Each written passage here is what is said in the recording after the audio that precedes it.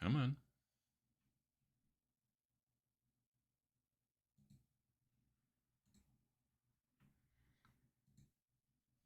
There we go.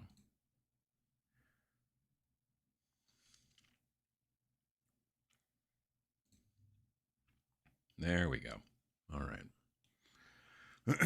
Let's see here. I think I got everything ready and going. I want to make sure that that window's there. I got the chat. Cool. Okay. And boom. There we go. Hope you folks are doing well.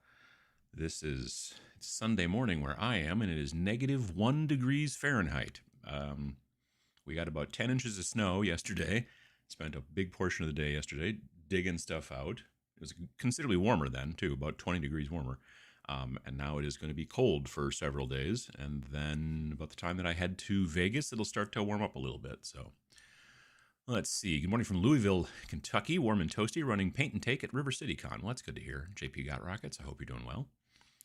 -11 degrees Fahrenheit in LaGrange, Illinois, says James. That doesn't sound very much fun at all.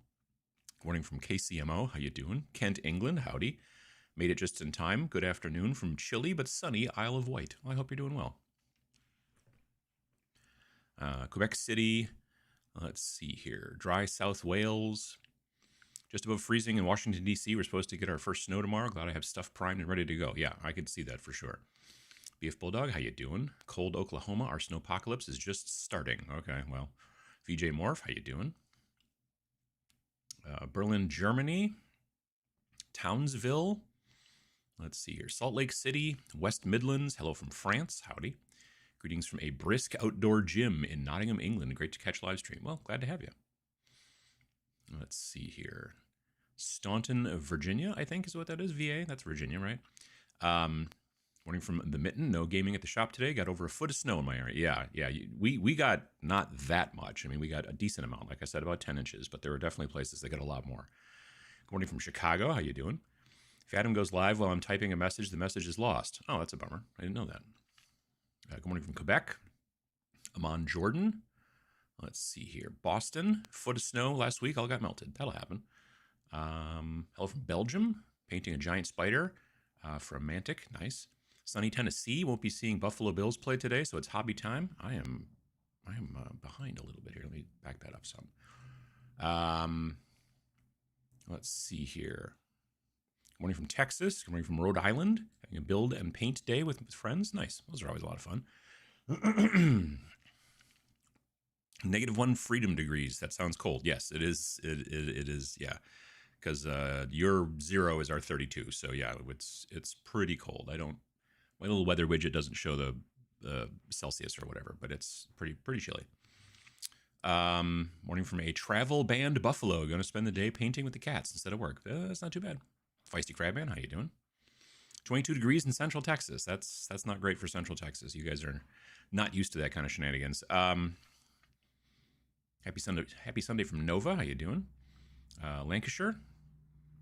Sorting out the hobby space. Nice. Recovering from being part of a wedding. Pray for my legs and liver. Yeah, no, I understand that. Good night from the middle of China. Nice 8 degrees Celsius. Well, that's not too bad. Sunny Florida, Twin Cities, -13 here in Bloomington, Illinois. Yeah, it's a lot colder down south of us. Looking forward to the Tanks of the Apocalypse event at Adepticon. Yeah, me too. It's so far so good. Like, definitely people are, like, I didn't think it would sell out as quickly as it did, but it well, I don't know if it's sold out, but about 2 hours after the launch of the events and stuff like that, I just happened to go and look at it because I was actually signing up for my own events that I wanted to do. And I wasn't like trying to get in on any classes, so I wasn't like there right at noon. So it was about 2:00 last Sunday in the afternoon, and I just happened to go look and see what it was, and it was at 29 out of 30 tickets sold. And I was like, whoa, that's pretty cool. And then someone else said it was 30 out of 30, but then I think someone must have like let one go or whatever and stuff. So there may still be a seat or whatever available if you're interested, a ticket, if you will. Been pretty muggy here in Sydney. Yeah. Good day from bitterly cold Saskatchewan. We'll be in the deep freeze for a few more days yet. I'm the only driver at work. Yeah, that's a bummer. I was watching Vince's review of the Fnatic paint set. I haven't got a chance to watch yet. I'm going to watch it later on this afternoon. Good morning from NYC. How you doing? Let's see here. Wintry Western Colorado, getting ready for gaming later this afternoon. Nice. 9C here in my part of France. 27C. I gotcha. Yeah. 27C. That's pretty warm. Yeah. Clearwater, Florida. How you doing? West Texas, working on soldiers for Frostgrave. Cool. Coming from Pittsburgh. Had to take a day off because one of the kiddos had to catch, so got to catch a Sunday working on either priming the Necrons I have built, or saying screw it and just keep building. I mean, either way. Let's see here. Morning from Tampa. How you doing? Morning from Montreal. Cleaning up shields for my 30k Wordbearer breachers. Nice. Bitter South Ontario. Winter is here. Yes. Yeah. The fact that it was nearly mid-January before we finally got a normal snow is weird. But yeah, we now, it definitely looks like normal winter here in Wisconsin for sure. Come down to Texas, take your weather back to Wisconsin. 30 degrees outside of Houston. Yeah, no, I wish I could, but slinging paint with a whole slew of good people. Nice. That's good to hear. Let's see here. We're from Connecticut, Nottingham. We don't get snow here on the island. I mean, that's probably, there's times when I'm just yeah, snow is cool, from outside, or when you're inside looking at it, but other times I'm not super into it, I'll be honest with you. But, I've lived in Wisconsin my entire life, so I guess there's that. Let's see here. Listening from my plow truck in Elkhart. Nice. Puckle Church in the UK. Always fun to say Puckle Church. Making Max Mini Halfling Knights today. Nice. Morning from Quebec City. Painting Orange Dayglow Cultists. Nice. Orange Dayglow Cultists for yeah, I could see for Necromunda. I could see that. Negative 13 Fahrenheit here in Winnipeg. Yeah. Like I said, I don't think we're going to get quite that cold. Well, I take that back. On Tuesday, the lowest, according to my little weather widget thing, says negative 10. But that'll be overnight or whatever. And, we won't be out running around doing anything anyway. Does anyone else find it odd that Games Workshop uses inches? When I started, I thought it would be centimeters. Yeah, I don't know what that is either. I don't know if it's because America's I think maybe their biggest market, so maybe they're just doing that, and they don't want to have to go through and switch it up. Maybe it's because I'm assuming inches are obviously older than centimeters, right? I think. I don't know as much about the metric system as I should. I mean, I understand generally how it works, and I understand just because of my jobs that I've had over the years that, it's 3.1 centimeters to the inch and stuff like that or whatever. I think it's 3.1, something like that. But the history of the metric system, I don't know much about. Hi, Uncle Adam. Do you like the old world? Planning to collect some army for that? I am not planning to. I don't like rank and flank games to begin with. So that whole concept of moving your group in a big rectangle and things like that, I've never particularly been into that, even back when it was regular Warhammer Fantasy. I always thought the Warhammer Fantasy models looked kind of cool, but I was just I don't like the square bases and the rank and flank style gaming, which just wasn't for me. So I never got into it. But and now that they've brought it back, it's still not for me, even though I know there have been some rules changes and some tweaks and things like that, and that's cool, but not for me, I don't think. So, let's see here. Morning, sunny yet cold, Zephyrills, Florida. I've never heard of that city. That's kind of fun. Hello from Denmark, currently painting a Chaos Lord on Karkadrak, fun project. Ugh. I painted him. He's fine to paint. He's a real pain to build. I failed building him and ended up having to order one on eBay that somebody else had built. Here's the tip from your Uncle Adam.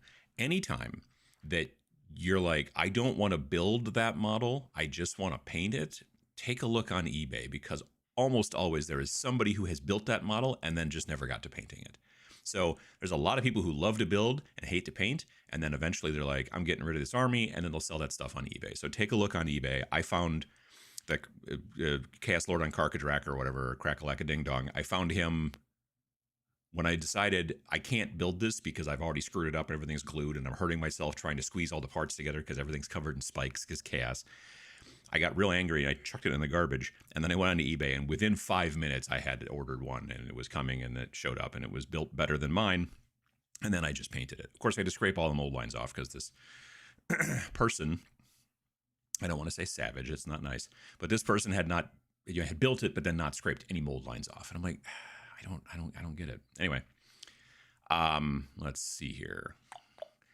But it's a cool model though to paint.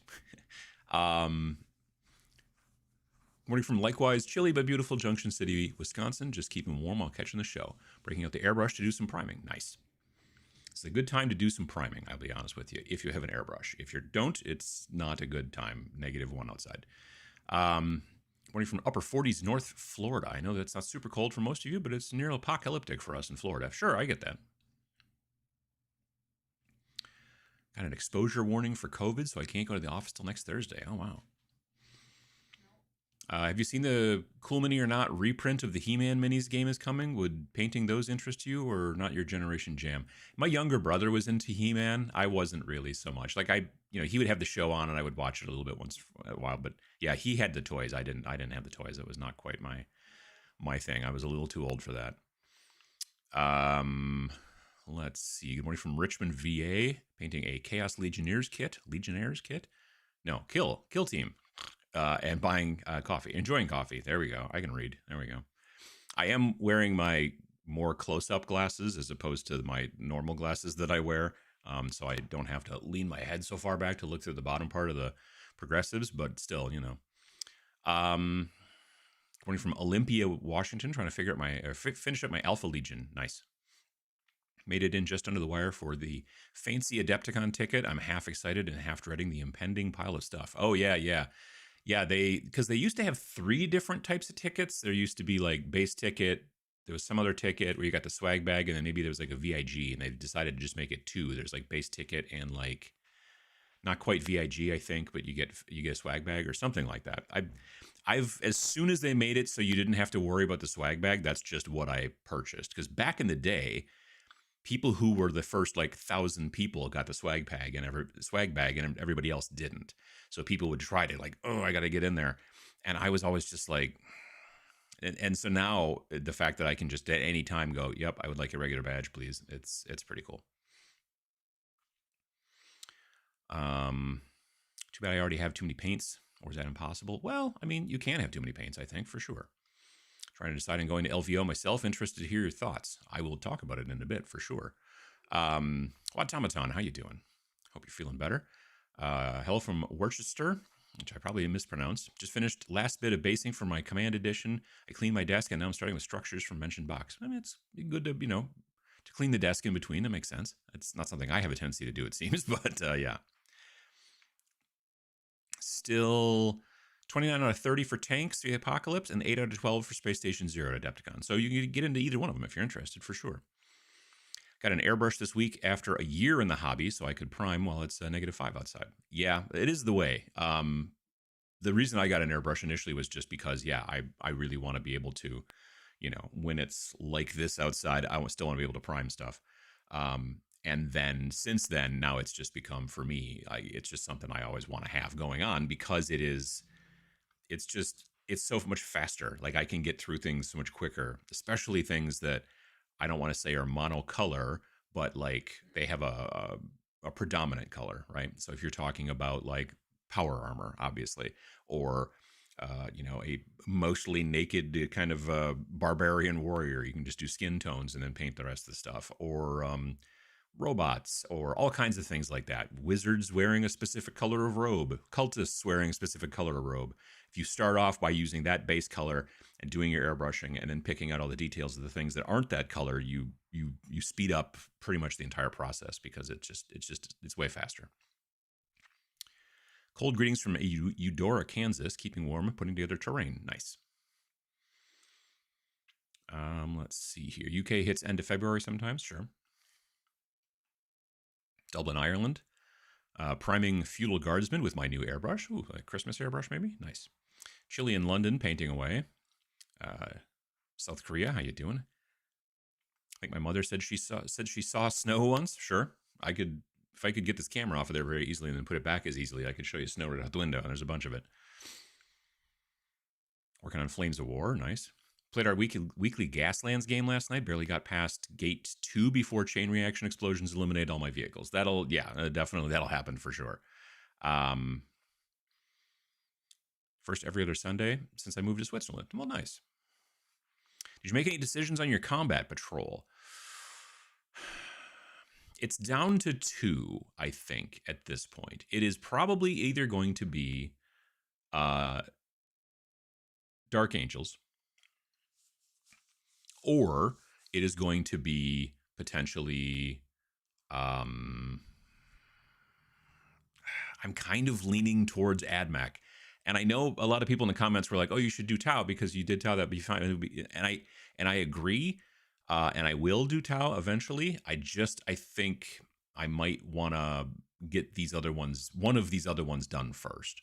I feel like I'm leaning a little bit more towards the Dark Angels just because I've never painted Dark Angels before at all, and Redemptor Dreadnought, which I've painted one, but I did it like in this sort of kind of I did it on Twitch a long time ago, and it was kind of this sort of Forsaken robot kind of thing where it was like the battle was ended decades ago, and this thing, it's not, basically the idea was I wasn't trying to make it like a Redemptor Dreadnought. I just wanted to look like it was a battle robot that was out on the and I've done a bunch of different models like that where I take these kind of robots and then I just really grunge them up and weather them and cover them in skulls. I did that Canoptic Reanimator from the Necrons from the Indomitus box where I did that on Twitch as well. And I just like this kind of concept of this, like the battle's been done for years and years and years, maybe decades, but this robot is still stalking around, looking for opponents or for the enemy, that kind of thing. Kind of like Wally, but like way evil, And so that's the only Redemptor I've ever done. I would think it would be fun to do like a regular Redemptor as well. So that's what I'm thinking about.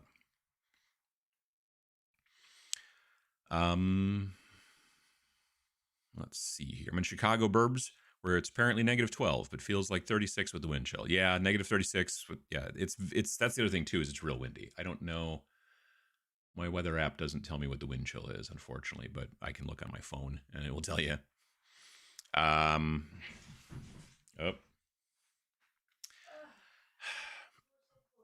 Yeah, our new cat, Rex, who is a super cutie and super super nice. To us, to people. We had him over. We had people over last night for my wife's birthday, and he was out the entire time and getting pets from everybody. And he's super, gregarious and everything like that. But he wants to wrestle the other cats because he's not really a kitten. They said he was 3. We don't think he's 3. He doesn't have any ID because he's a cat. And he came in as a stray. But the other cats are not particularly interested in wrestling. So it's troublesome, and we're working on it. But yeah, and the thing is he also is basically full of piss and vinegar until about 10:30, and then he like naps until 2:30. I've been finding that to be the case as well. So currently, my wife is trying to keep him occupied, but he's already been in a couple of wrestling, unintentional wrestling matches earlier today. So yeah, we're going to keep working on him. It was fun getting my Google timeline the other day, 2023. I got to 12 countries, 9 of which were new. Oh, that's pretty cool. Hello from warm Alaska. Oh, wow. Used inches, feet for a while, still use miles. Yeah.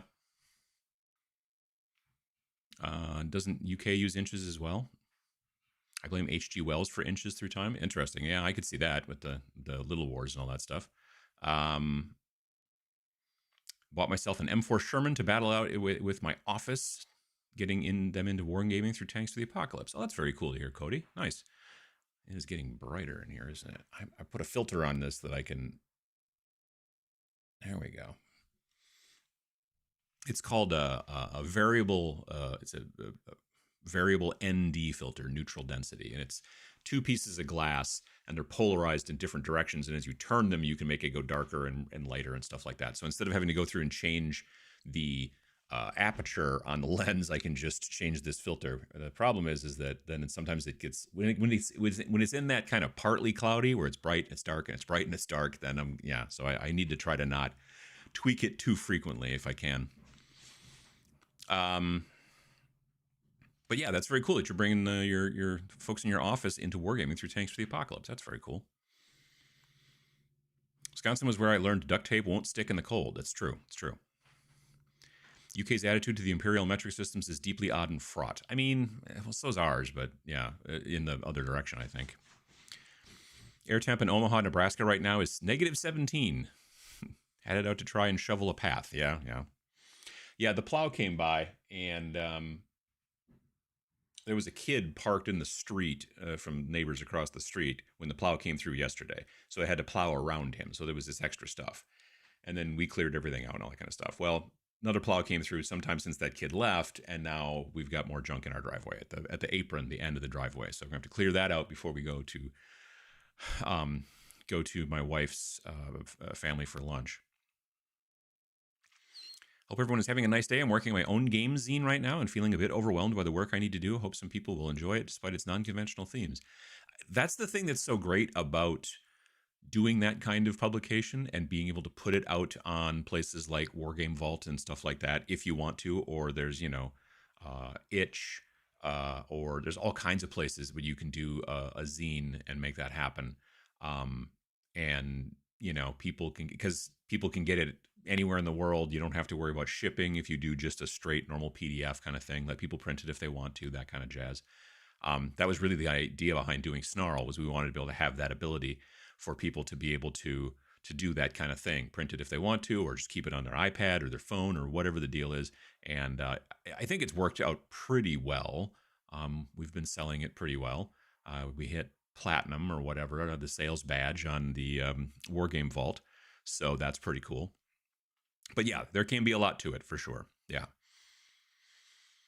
Have I worked much in Picas for layout? Not since the 80s. When I was in high school, I was on the newspaper, the student newspaper, and we did some stuff with Picas back then, but very little.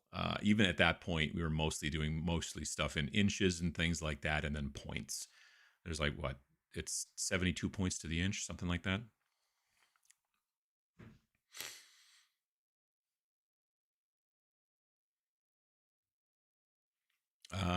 Let's see. UK never taken metric officially. They're using both with massive love to Imperial. Well, I mean, it's Imperial. It makes sense. I get that. I'll be at the Open. Cool. We'll see if you're there. But honestly, all I'm waiting for is a booty joke on YouTube when you get home. Don't fail me, Adam. I need that joke, man. I need it. Well, I mean, we'll see. We'll see what I come home with. My plan is I'm going to be bringing. So I'm going to be there in the Army Painter booth a decent amount of the time, but I'm also working with them because Army Painter wants to start streaming from shows.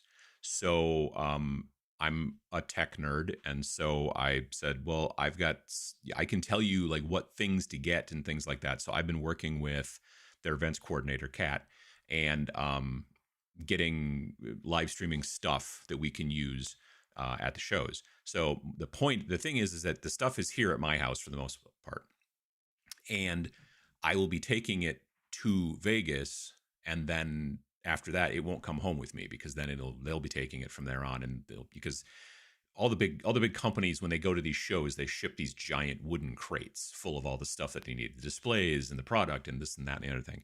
So we'll be doing that, and then this stuff will be in part of that, but it'll be in my luggage on the way there, and then it won't be coming home with me. So the point is that I'll have space to hopefully bring home some stuff from vendors, which is nice too.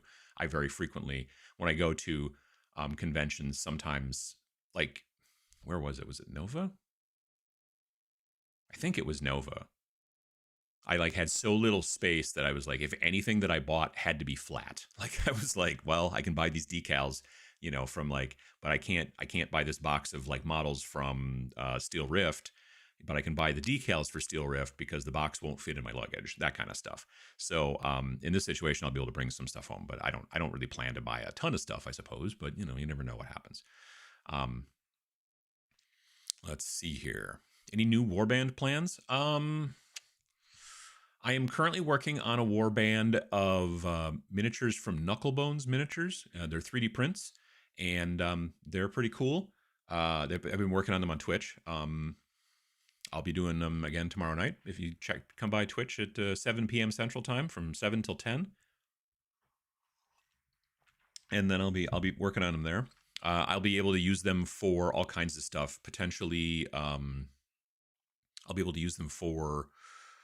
My plan is to use them for like space weirdos. Probably also at some point, some of them could also be part of The Last War, which is like Forbidden Psalm, but alternate history, World War I.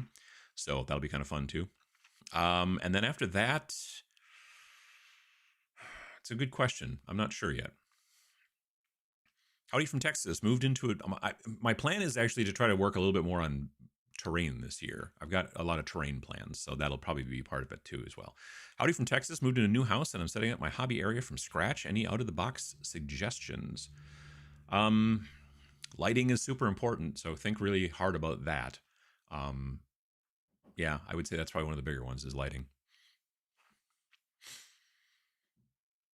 If this old world had been a reboot of War Master, I might have cared. Sure.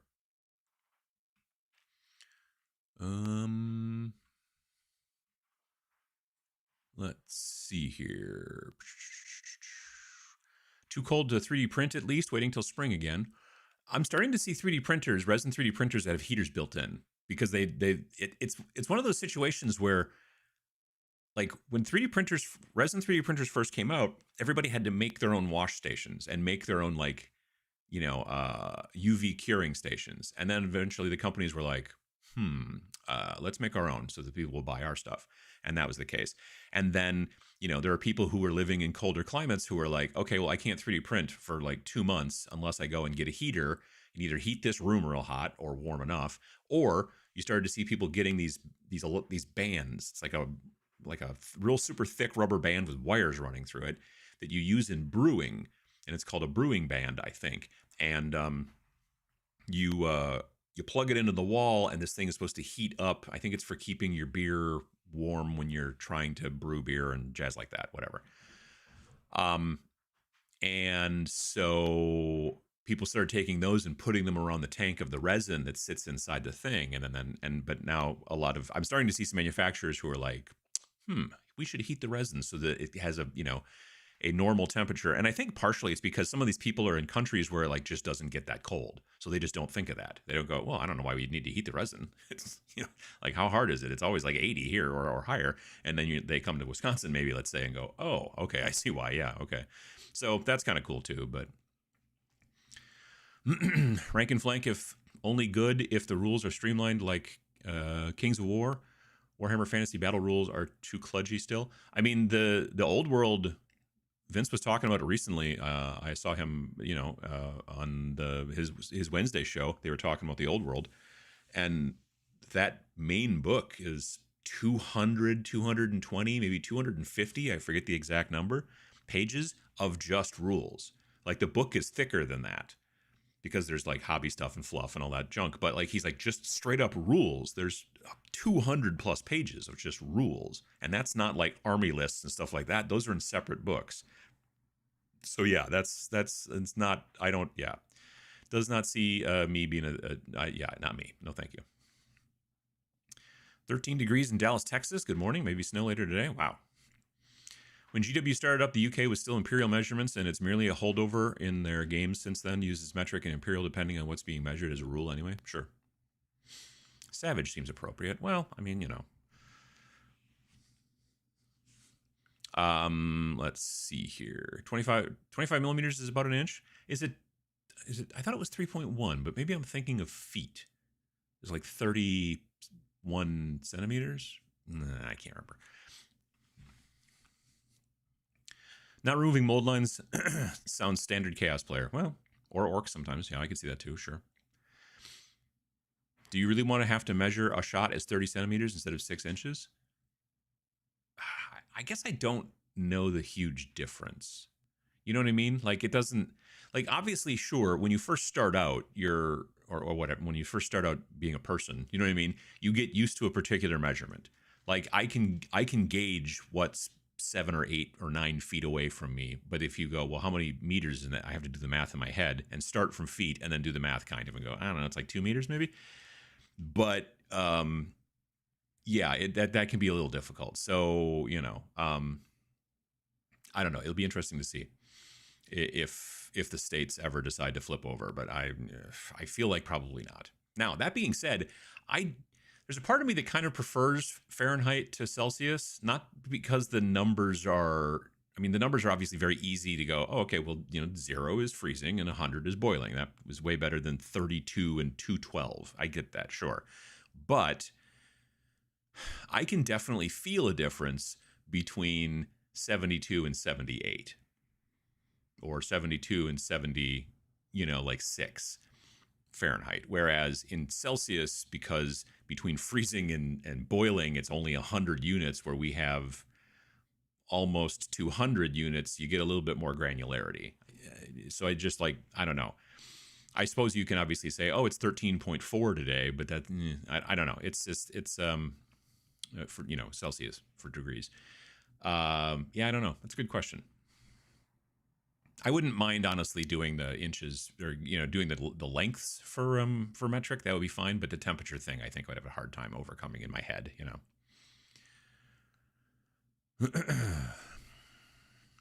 Let's see here. Good morning from Idaho Falls, Idaho. How you doing?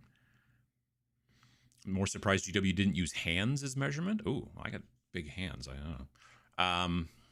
Let's see here. Kept the spray can in my hoodie for half an hour to prime some towel this morning.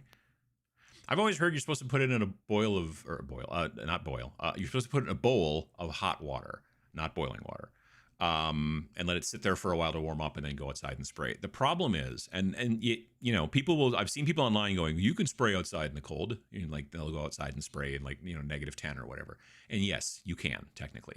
You're going to want to heat up the can, and then you can go outside and spray. The problem is that you then have to bring the model in the house to dry, because if you leave it outside, let's say in your garage where it's negative 20 or whatever, you will not get a very good surface to your primer. You will get what they call orange peel, which they call it that because it looks like orange peel. It's not orange, but it's that kind of like reverse bumpiness where it gets like pits in it and stuff like that.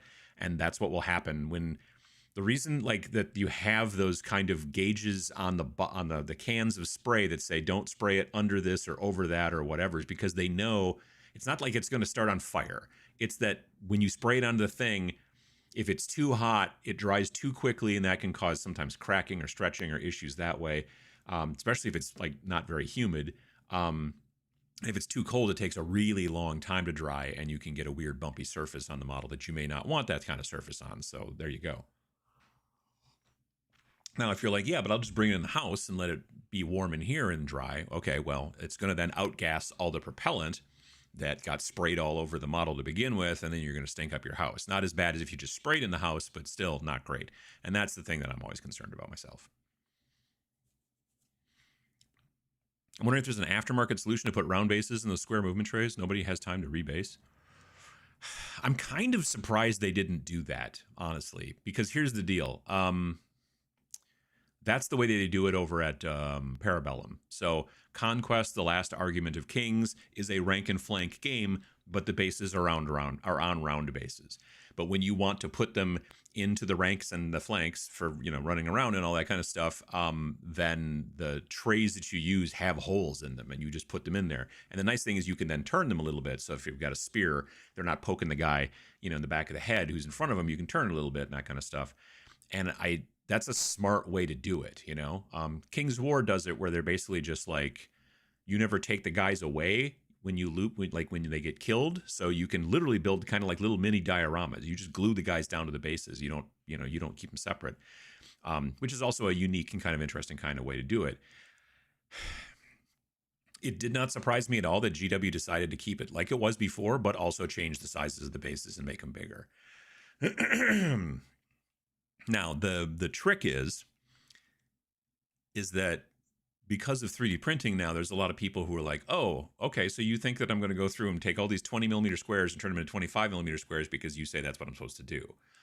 Or someone's just going to design a rank and flank thing that is the right size for those models, but with 20 millimeters holes instead of 25 millimeter ones. So there's a lot of people who are just not rebasing because the trays they're buying are spaced out for 25 millimeter, but the hole is only 20 millimeter.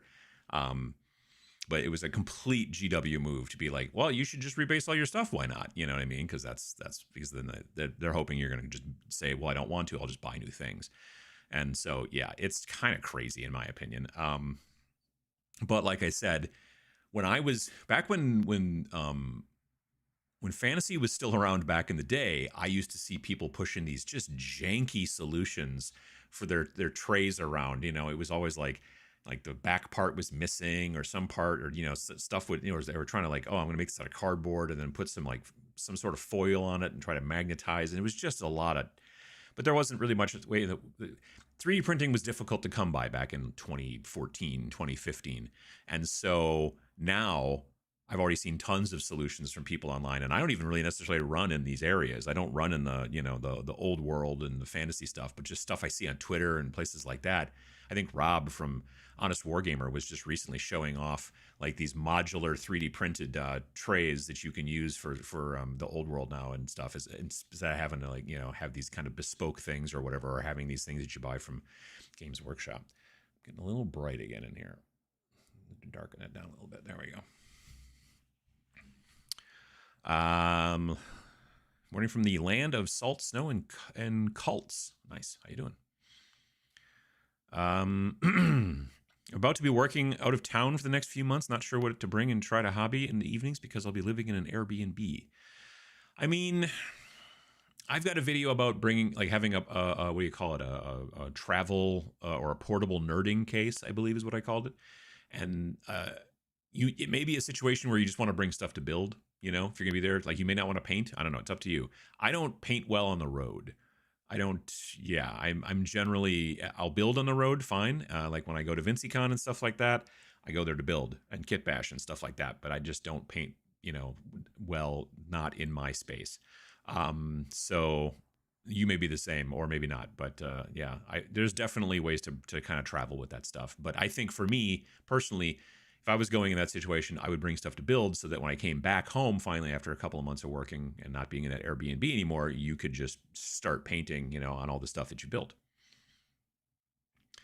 Very interested in Fanatic paints because I have the regular Army Painter brush paints, and I hear they are bad. My scale is not enough to notice a difference, so once I get better, I'll get them. It's a good color line, the old war paints, because there were 126 different colors, right? They were not sort of like put into that kind of that 6-color family thing. They were kind of, you know, there wasn't I don't want to say there wasn't a rhyme or reason, but there wasn't as much of a rhyme or reason as there is now. Excuse me. But the paints were sometimes inconsistent. If you didn't squirt the ketchup water that was in there first, you know, if you didn't squirt that out when you first got the bottle, and if you just shook it up and then got it into the paint, it was a little problematic. And so there were like tips and tricks and things that sometimes were a little bit unknown to some degree. Like, it didn't say on the bottle, when you first get this bottle, don't shake it, squirt out the fluid until it stops coming out and then shake it. That extra fluid was in there to kind of help protect the pigment because it was, you know, very frequently coming from obviously Denmark. The new paints don't have that anymore. They don't have that kind of fluid. It's a completely different stabilizer that is holding all of that pigment in there and everything like that. You don't have to squirt out the stuff. They don't separate like normal paints as much as I've seen. There's obviously some, but they work on the wet palette way better than the older ones did. And now there's the better, you know, classification of colors and just more colors. It went from 126, I think, colors of just the regular opaques. This new line will be 162, not including the washes and the metallics and the effects paints and stuff like that. The whole number of the new Fanatic line goes up to like 216, I believe. So, but yeah, so they are really nice. They're very nice. Good morning from insanely cold Iowa. That's no good. Speaking of barbarians and speed painting, my original 80s Hero Quest this year is my number 2 hobby project. Nice. I've looked at Hero Quest at the store, and I've like, I don't know, would that be something that people would watch me painting Hero Quest? I don't know. And I've never played it, so I don't have that kind of nostalgia for it, you know. It's never really struck with me necessarily, but I keep seeing it in the store here and there. Well, you know, the local store. Your Goblin Brain video was brilliant. Well, thank you very much, Caveman Bum. Since finishing up my pile of shame during COVID, I'm now struggling with want versus need again. Goblin Brain is a tough opponent. Goblin Brain is a tough opponent. It's for sure. Absolutely.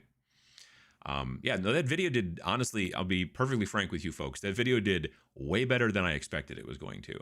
I really didn't think it was going to like hit the way that it did. When I woke up on Friday morning, I was expecting much lower numbers, and it was much better than I thought. So that was very cool. But yeah, that was I was glad for people to react to it, and then in Twitch later on that morning, on Friday morning, there's a lot of people in the comments who were like, "Wow, I really like that video. It kind of spoke to me," and I always appreciate that. I'm always glad to hear when people get affected by a video in that way, or makes them think about the way, not just the way that they hobby, but the way that they look at things outside the hobby sometimes too.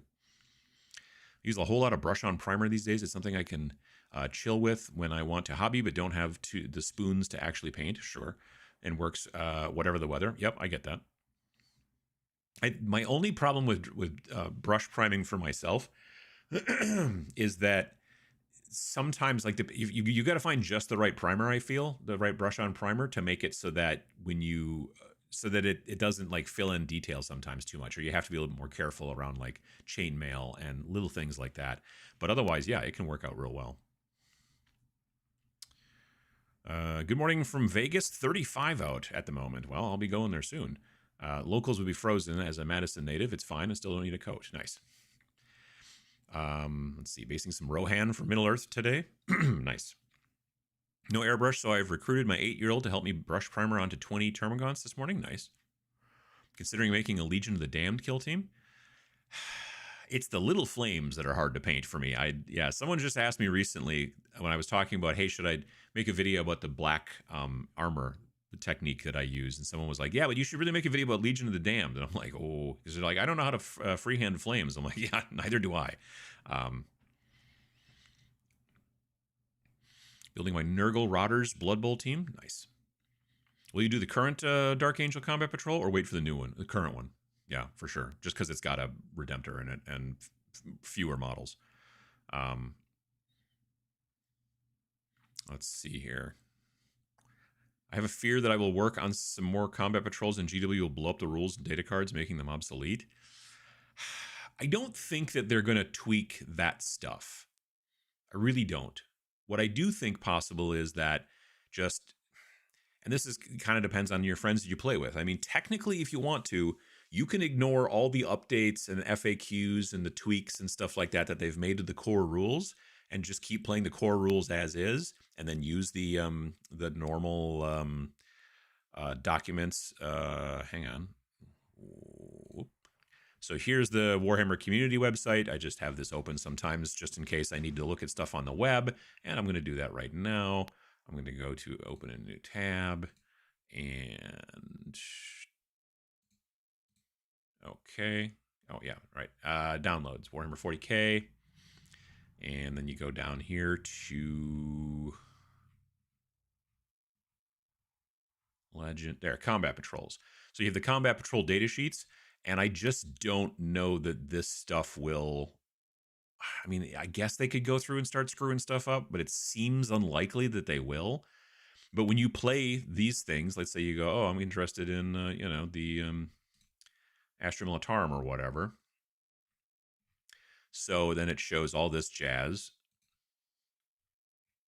shows these things, shows you, here's the command squad, this is the shock troops, the field ordnance battery, all the things and the way you're supposed to build them. And then you have, here you've got the voice of command, you've got the default enhancement or the optional enhancement. By the way, I really think that this one's the best one for these guys, just FYI. And then send in the next wave. This is an awesome thing as well, which really helps these guys live. Also, the fact that their secondary objectives are relatively easy to get is real helpful. But yeah, I don't really see them changing these things too frequently. I think that they're going to keep this stuff all the same and keep it free. But the problem is all of this runs off of the original core rules, right? So the core rules are way up here, I believe. Core rules right here. So this is a 21 meg document. It's about 60 pages or whatever, this picture right here. And this is what you're working off of. Now, you'll see here it says updated June 2nd. But then there's also the field manual, the rules commentary, the balance data slate, bunch of junk. You don't have to worry about the balance data slate when you're playing Combat Patrol because there are no points in Combat Patrol. You just build it the way that the other document tells you. But when they change this and they change this, then I think you're supposed to follow that even in Combat Patrol. But you don't have to if you're just playing with friends. You can just use these core rules, and any updates that they make, you can be like, yeah, whatever. But I don't know that they've gone through and updated any of these. Whoops, not these. Sorry. Combat Patrols. These are all still, like, they have updated. The Orcs one seems to have been updated. No, these are all from the 20th. That's right. These came out on the 20th, not on the 2nd. The 2nd is when the core rules were dropped. It was the 20th of June when they dropped all of these. Now, they don't have the new... this is interesting. They don't have the new... this is still the old version of the AdMech one. So it still has the Dune Crawler and the guys on tank treads and stuff like that. So for some reason, they don't have that out here. Now, my concern, and I don't know if it's just because it's busy in the holidays and stuff like that, my concern is that this stuff will be in the box in the new Combat Patrol. And I don't know that for sure. But just off first blush, I'm wondering if the reason we're not seeing it on the website is because they're only going to put it in the box. Because then that way, like right now, if you had all these parts, you wouldn't have to buy the box. If you already had, this guy, and you had the Rangers, and you had the Cataphren destroyers, and you had the Dune Crawler, or maybe you had all that stuff except for the destroyers, you could be like, well, heck, I got all that stuff. I'll just go out and buy a box of destroyers, download this, boom, I got finished, Combat Patrol, and I could start playing from there. That'd be great. But then you didn't buy a Combat Patrol from them. So that's why I'm wondering if they're just slow because of the holidays. I'm a little surprised that it's not on there. Because, yeah, I don't see it. I kind of expected to see the new one on here and maybe the old one. Because they said that the old ones are not going to become obsolete or illegal or whatever, Or maybe they put it at the end? No. They just don't have the new one up yet. So that's interesting. Weird. Anyway, so yeah, I don't think, especially since this is designed to be such a, look, we're trying to make this the way that you get into 40K, and it makes total perfect sense to do it that way. I think if they went and started screwing this up a lot and decided to tweak things and screw stuff up, I think it would be bad. I just don't think it would work well. Now, does that mean that they're not going to put out some sort of book that you have to buy that has a bunch of extra stuff or new Combat Patrol? Maybe I could see them doing something like that where they come up with a book that has alternate Combat Patrols that you can't buy in a box, but if you already have the models, you can do that, and these are supposed to be balanced and blah, blah, blah. And then I could see them being a little bit better, and, there's all kinds of possibilities that they could kind of goof this up, but we'll see.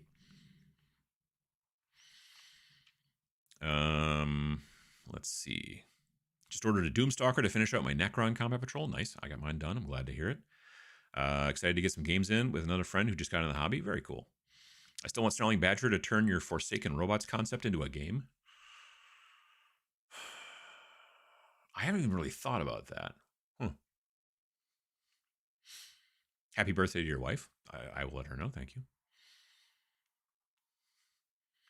Sir, I need to see some ID. Hiss. Yeah. Good morning from snowy Lansing, Michigan. How you doing? Temperature here says -7 Celsius, but with that wind, it feels like about 15 degrees colder. Yeah. It's always funny when I come across people who are like, wind chill's not a thing. It's not real. And I'm like, it is. It's real to your skin. It's not real to your car as much or to your house as much, but it is definitely real to exposed skin. That's where it comes from. The thing is that sometimes apps and stuff like that will say, well, this is what it feels like. And then people are like, well, that's, subjective or subjective, because, what does it feel like? It doesn't feel as cold to me as it might feel to you. Well, it's based off of how quickly does skin that is uncovered and exposed get frostbite at certain temperatures. And it's science. It's getting brighter and brighter in here again. I'm going to keep, wrong way. There we go. Let's see here. Netherlands, how you doing? Playing some Dark Elves, cool. Brutalis Dreadnought, but making it look retrofitted for Necromunda? Well, that'd be crazy, yeah. My dog had some unintended combat when two of the neighborhood dogs broke free from their 8-year-old, holding them to attack him. He was able to help him hold his own, but now I walk him with a hammer. Okay, I see what you're saying. I was like, I get you. That makes sense. Discovered your channel a few weeks ago. Really enjoyed your talks about long-term hobby. I also finally learned how to clean an airbrush properly. Well, good, Carlo. I'm glad to hear it. I think I'm way behind in the chat, so I apologize for that, but glad to hear it. Great to see Nick made it to the new studio setup. Oh yeah, no, for sure. He's doing good. Going to LVO for the first time this year for 40K. Nice. I haven't been to LVO since it was 2020 was the last LVO I was at. It was because the pandemic started and everything started shutting down in March, and LVO was in January, as it is. It was still at the Bally back then, and I was there and had a good time. People were talking a little bit about COVID and stuff like that, but it wasn't, really, it hadn't spread around a bunch or whatever and things like that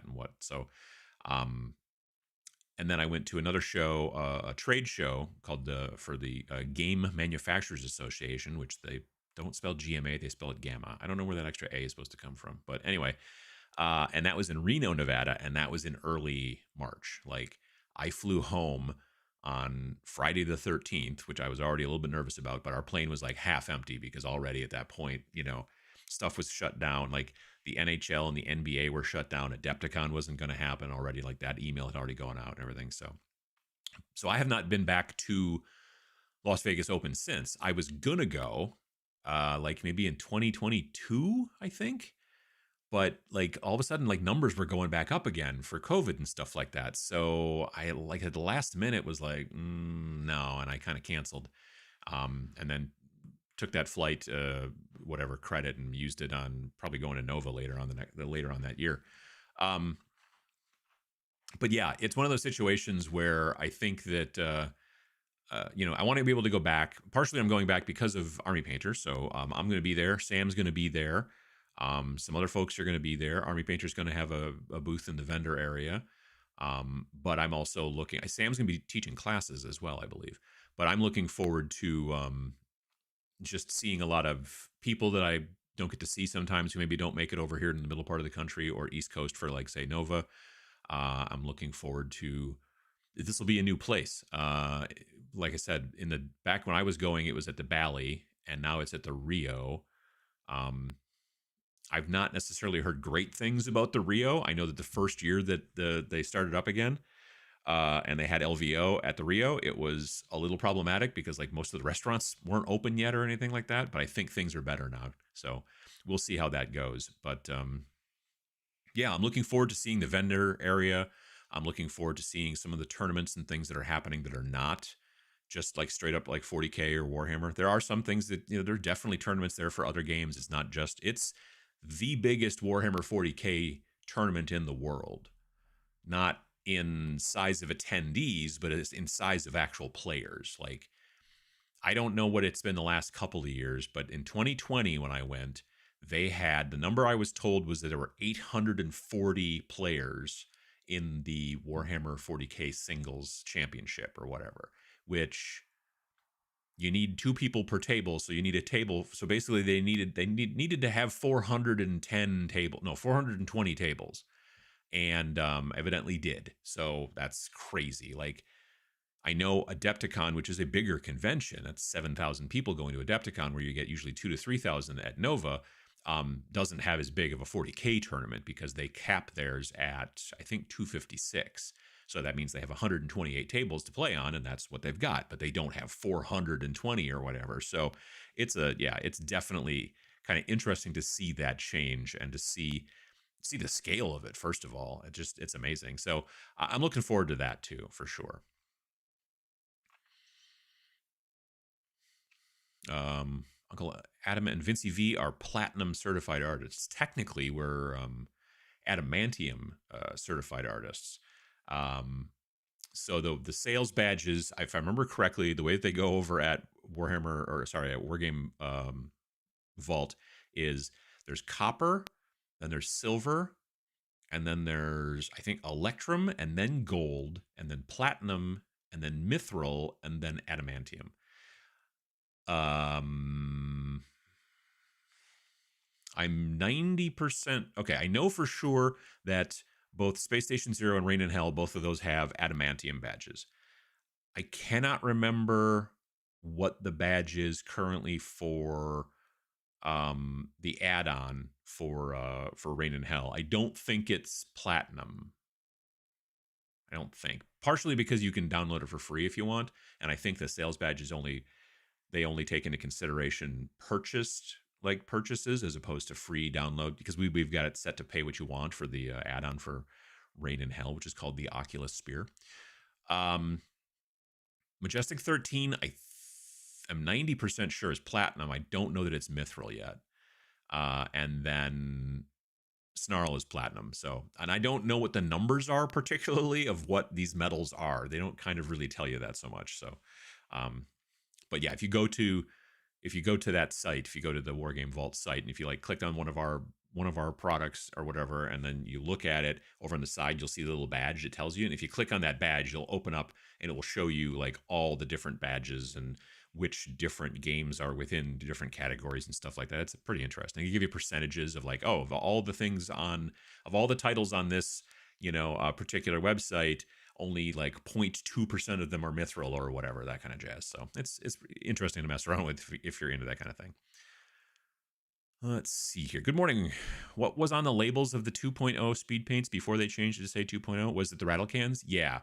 So the very early production runs of the speed paint 2.0s, they did not say 2.0 on the front. And then they were like, oh yeah, we should probably put that on there. And so they did.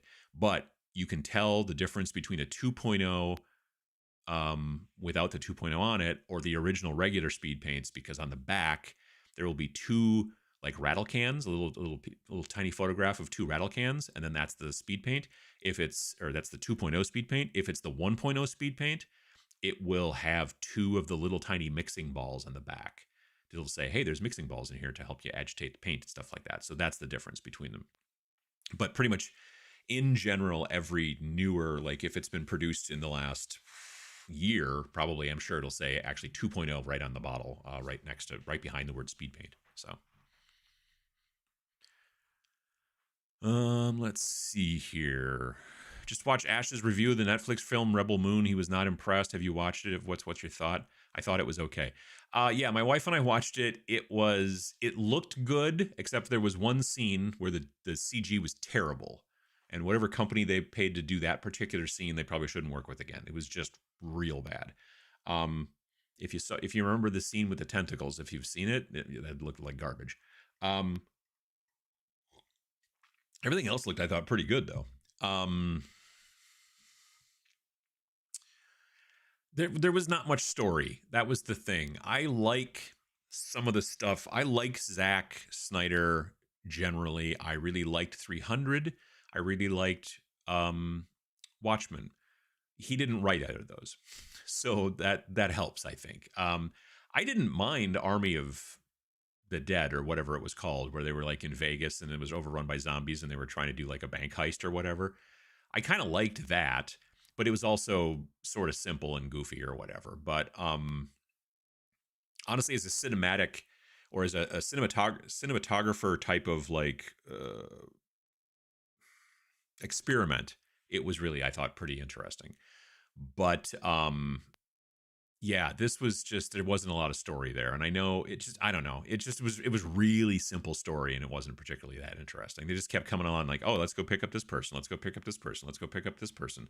And you'd learn like a little bit about him for a second. There'd be like a fight. And then you'd like, okay, cool. We're going to the next guy. And it wasn't great. I felt like some of the actors didn't have enough things to do a little bit. It looked real good though. Like I said, other than that one scene.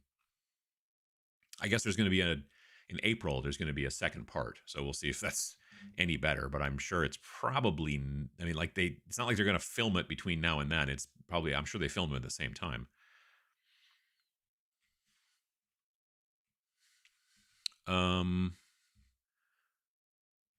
Let's see here.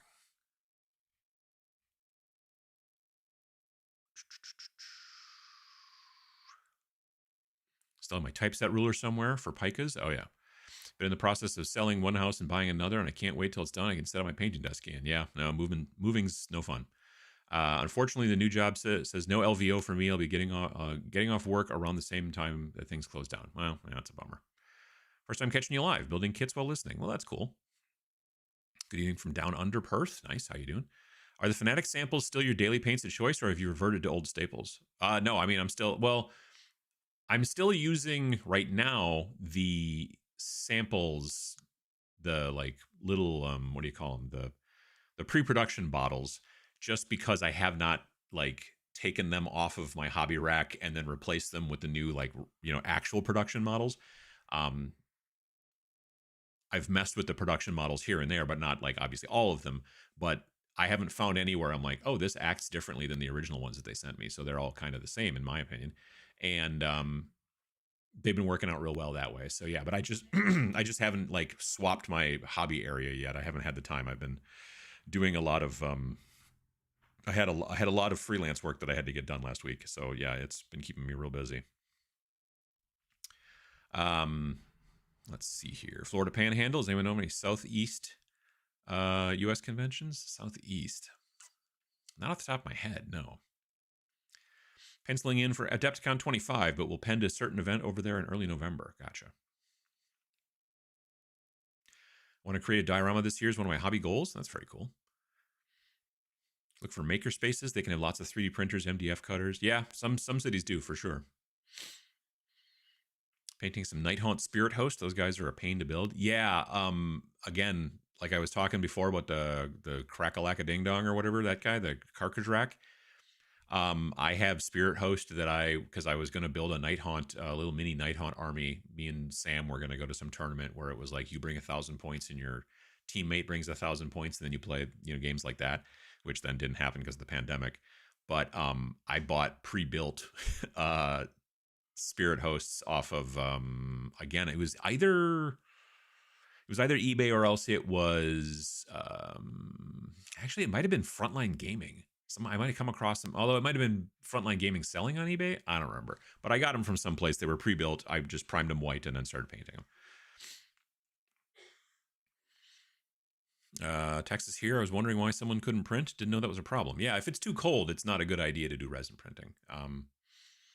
Like if it's too like in my basement right now, it's probably 62, 63 degrees, which is a little bit chilly for a resin printer. So you usually want to have some sort of heater either in the printer or a fermentation band thing or something along those lines. Is it the Elvis Presley or Dead Kennedy's version of Vegas? I don't know. I haven't been back in a while. Like I said, since 20. Yes, it was since 2020. I am looking forward to getting some time at some point to go and do some street photography. I enjoyed that last time I was there. I think I've taken one of the best pictures I've ever taken in street photography. 2020 in Vegas. I'm really happy with that image, and so I'm hoping to maybe get some time to be able to do some of that as well. Now, from what I understand, it'll probably be a smart move for me to take the shuttle bus from Rio, which is kind of out in the middle of nowhere, to the strip or whatever and start shooting there. Because yeah, like I said, the Rio, from what I understand, is not near a lot of stuff. So they do have I think it's every half hour they have a free shuttle bus that you can take. Heat tape we use to research apparatus to keep piping at a set temperature to keep. That makes sense, sure. Is it 2.54? What am I thinking of 3.1? Either way, yeah, I'm not good at metric. Following your Goblin Brain video, thoughts on buying minis from local manufacturers with no other motivation than supporting the little guy, looking for excuses to justify to the wife. I mean, I guess it depends on how local you're talking about. I mean, I did not realize this. Wargames Atlantic. I mean, they're, I believe, a UK company, but all the models are printed, or not printed. All the models are manufactured in the States, in the United States, in Georgia, not Georgia the country, but Georgia the state, southern part of the state, the country. Yeah, I did not realize that. I just assumed for some reason, because they were plastic models, they must have been made in China, but because that's where most of them seem to get made, except for GW stuff, which is predominantly made in Nottingham, although a lot of the boxes and stuff like that and the books are seemingly still made in China. I mean, support local. Obviously, that's always kind of a nice thing to do.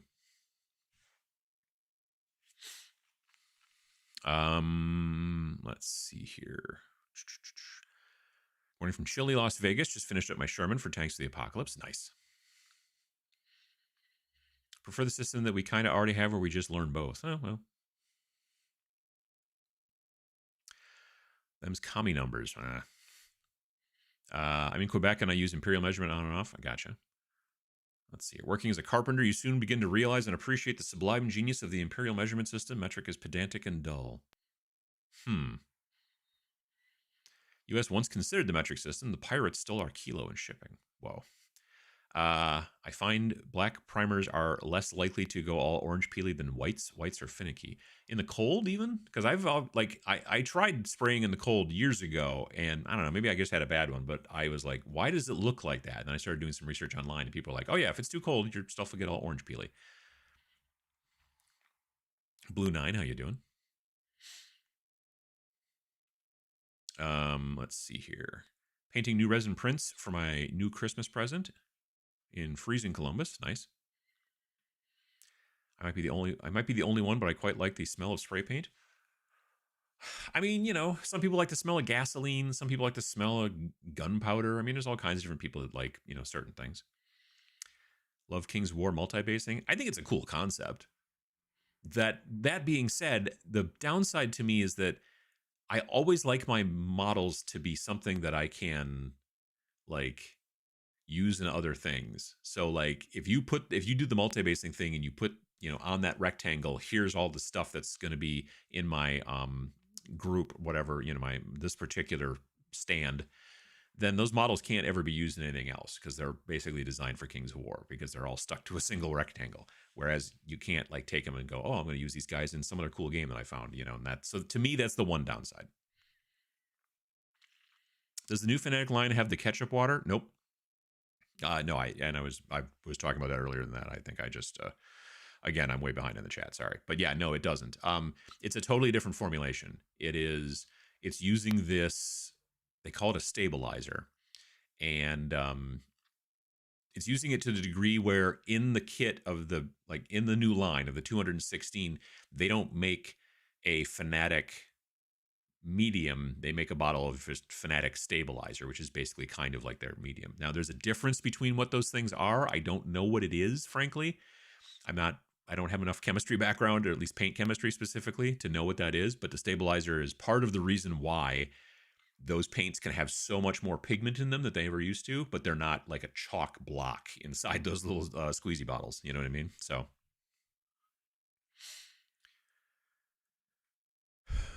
had to get some base extenders for my old boys. Sure. I'm not a rank and flank fan, but I love the lore and old school look of Old World. Just getting models that I like and maybe buy printed movement trays. Sure, I can see that. Morning from suburban Georgia. How you doing?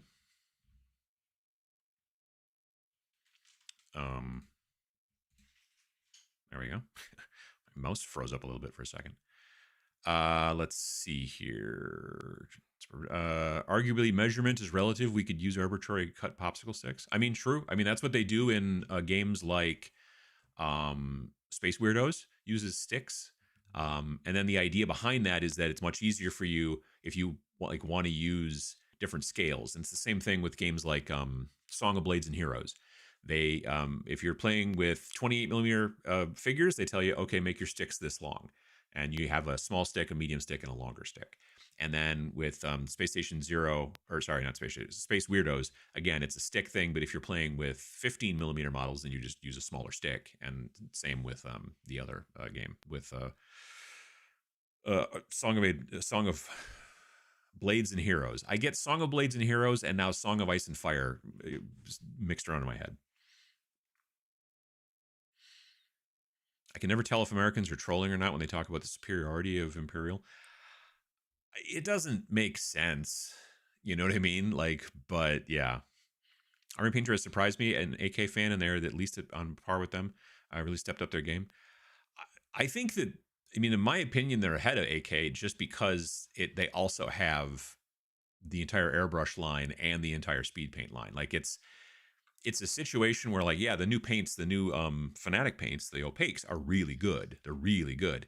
And I've had people, including Vince, talk about how like they're comparable, at least, you know, to the to the AKs. I've never used any of the AK paints. I'm not a fan of their company, but the breadth, the width, whatever, the amount of colors is also a huge deal too, and the fact that they're in those 6 color families and all that kind of stuff for me is a big deal. And then beyond that, on top of it, also the airbrush paints, which are like the literal only airbrush paints I use these days, and then also the speed paints, which are also excellent. So yeah, as like they've got like 3 different bases covered better than I think any other company does right now.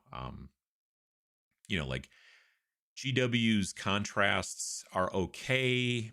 I think that it would be nice if they dried slower. I also don't like the paint pots. GW's, regular opaque paints, I just are too gloppy, too thick for me. I just don't like them. And then they do technically have airbrush paints, but they're very frequently hard to find. And also they're in a paint pot. Like that's kind of ridiculous. They should be in dropper bottles. It's like completely, it doesn't make any sense to me as a consumer. It doesn't make any sense to me why their airbrush paints are in a paint pot, but there we go. Let's see here. Goblin Brain video and reviews made me realize I didn't need a Bretonnian army. I can have them as allies in another army like Middle Earth strategy. Sure, yeah. The Hobby Goblin video felt like personally addressed to me. Well, I mean, I think it's addressed to a lot of folks. I'd like to see a Hero Quest painting show, and you should give it a try. It's simple but very fun. Yeah, I don't know. I mean, maybe. I'm learning to tame my goblin brain. Actively decided not to order a good value box of models that I didn't need. Yeah, that's always the thing, like, oh, well, it'll save me a bunch of money. And I'm like, well, do you need it though? If you don't need it, and if you even barely don't really, really, really want it, is it saving you money if you buy it, even if you get it at a good price? You could save even more money by not buying it at all. There's that too. Flames are dead easy. I just don't think I would be able to do it. Goblin Brain versus FOMO is a mini game we are all playing. Yeah. Greetings from Mexico. How you doing? Hope you had a great week. Thanks for the Goblin video. Helped me not to buy Fallout miniatures. I got a Tomb King's army coming, so let's take it step by step. See, that's good. It's good.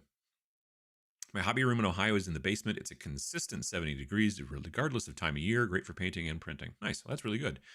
I get, like, the basement is very comfortable in the summer because it's usually cooler than it is, say, outside for sure, and also sometimes even the rest of the house. But in the winter, it's also cool. And so, yeah, like I said, right now, I have a little thermometer, like little desk thermometer thing that tells you the temperature in the room. And like I said, it is generally about anywhere from 62 to 64 in the winter. Sometimes it gets lower, actually. There are times when it gets down, especially overnight. It'll get down into like 59. So, yeah. Do you have any advice for setting up a learn to paint night? I would probably, you just want to have some models so they can come and kind of mess with them and maybe have them primed to start, so that obviously that they, that makes a lot of sense. I would maybe start with white, honestly. It's a little bit easier than trying to build up. Once you get into it, like I almost never prime with white now, but when you are first starting out, it's not a bad idea to do that, I think. I think it's sun's going behind a cloud, so it's going to get a little bit darker here for a bit. Let's see here. Taking up board games was a great solution to mini Goblin Brain, but not so good as I acquired board game Goblin Brain. Yeah, I mean, exactly. Like when you see people on YouTube who are, like board game YouTubers and stuff like that, the standard as they are sitting, the backdrop is just a giant, like huge shelf thingy full of board game boxes. That's the standard background for almost every, board game YouTuber. And so it's kind of, it's the same type of thing. It's just they come in different boxes. That's all. I believe they adjusted the Necron Combat Patrol after the Codex came out in the app. Changes to Res Protocol movement. I guess it's possible, yeah. I'm looking here. Where is the Necron? Well, according to this, it just says still updated June 20th. So yeah, that's a good question. I don't know.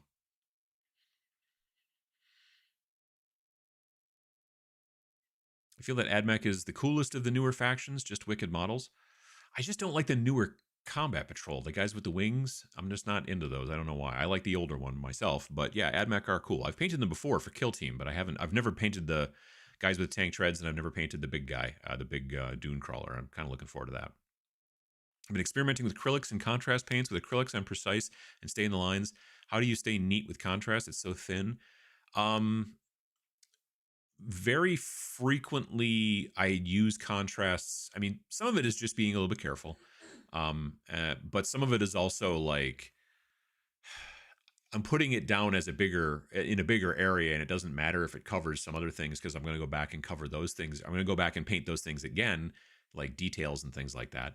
Like you've got a hand holding a sword and it's wearing a sleeve, and so you've put a bunch of contrast all over there, and maybe you got some on the arm, but you haven't painted the arm yet. So now when you paint the arm, it covers up any of that mistake. So it's very frequently about, like, a lot of times people talk about you want to start lowest and go to highest when you're painting the model. In a lot of situations, a model, let's say if I was a miniature, you'd want to paint my skin before you'd paint my t-shirt. And then you'd want to paint the t-shirt before you paint the hoodie. You know what I mean? So it kind of works in that fashion. The problem is that sometimes you can't do it that way, just because, you know, if the majority of the color is, let's say, hoodie, you might then do that in contrast over a black and white zenithal. And then you're going to decide, okay, cool, I've done that. That's great. And now I've got black on the t-shirt. So then you go in with an opaque color and you paint the t-shirt, and then maybe throw a wash over it, something like that. And then you do the skin, or vice versa, you know. But it doesn't work in every situation. It is a bit of a rule of thumb, though, is that you generally start with the lowest thing on the model. And I don't mean the feet. I mean, you know, three-dimensionally as you're moving out. So skin, and then, you know, shirt, and then coat, and then maybe armor, or whatever, however that works. That's generally the way it's kind of done.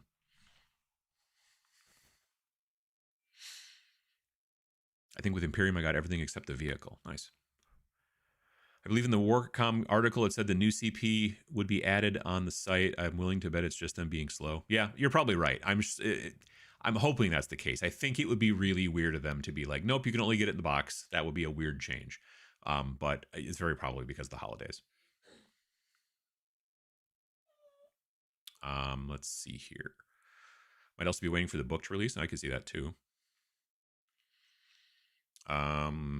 Sorry, I got pulled away to make breakfast. Did you talk about traveling and hobbying yet? Just kind of mentioned talking about how, like, there's a lot of, like, I've got a video about how to, like, make yourself a portable nerding kit, just like a little plastic thing that you can put. Now, the one thing is, if you're gonna be flying, sometimes an X-Acto blade is a hard thing to sometimes get through TSA, obviously.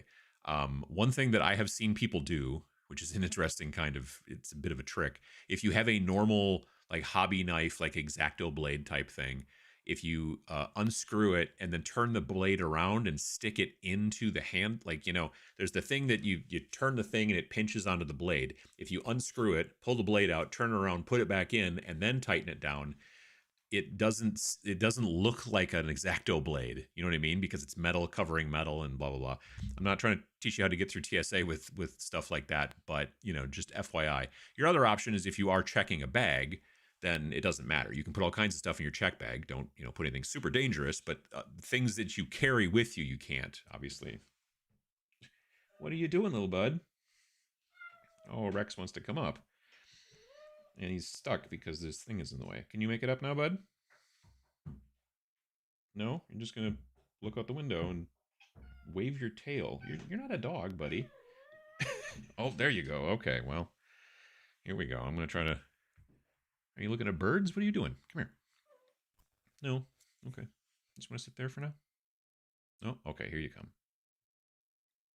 Sniffing, sniffing. Come here. Oh, yeah, there's a lot of birds out there. Come here.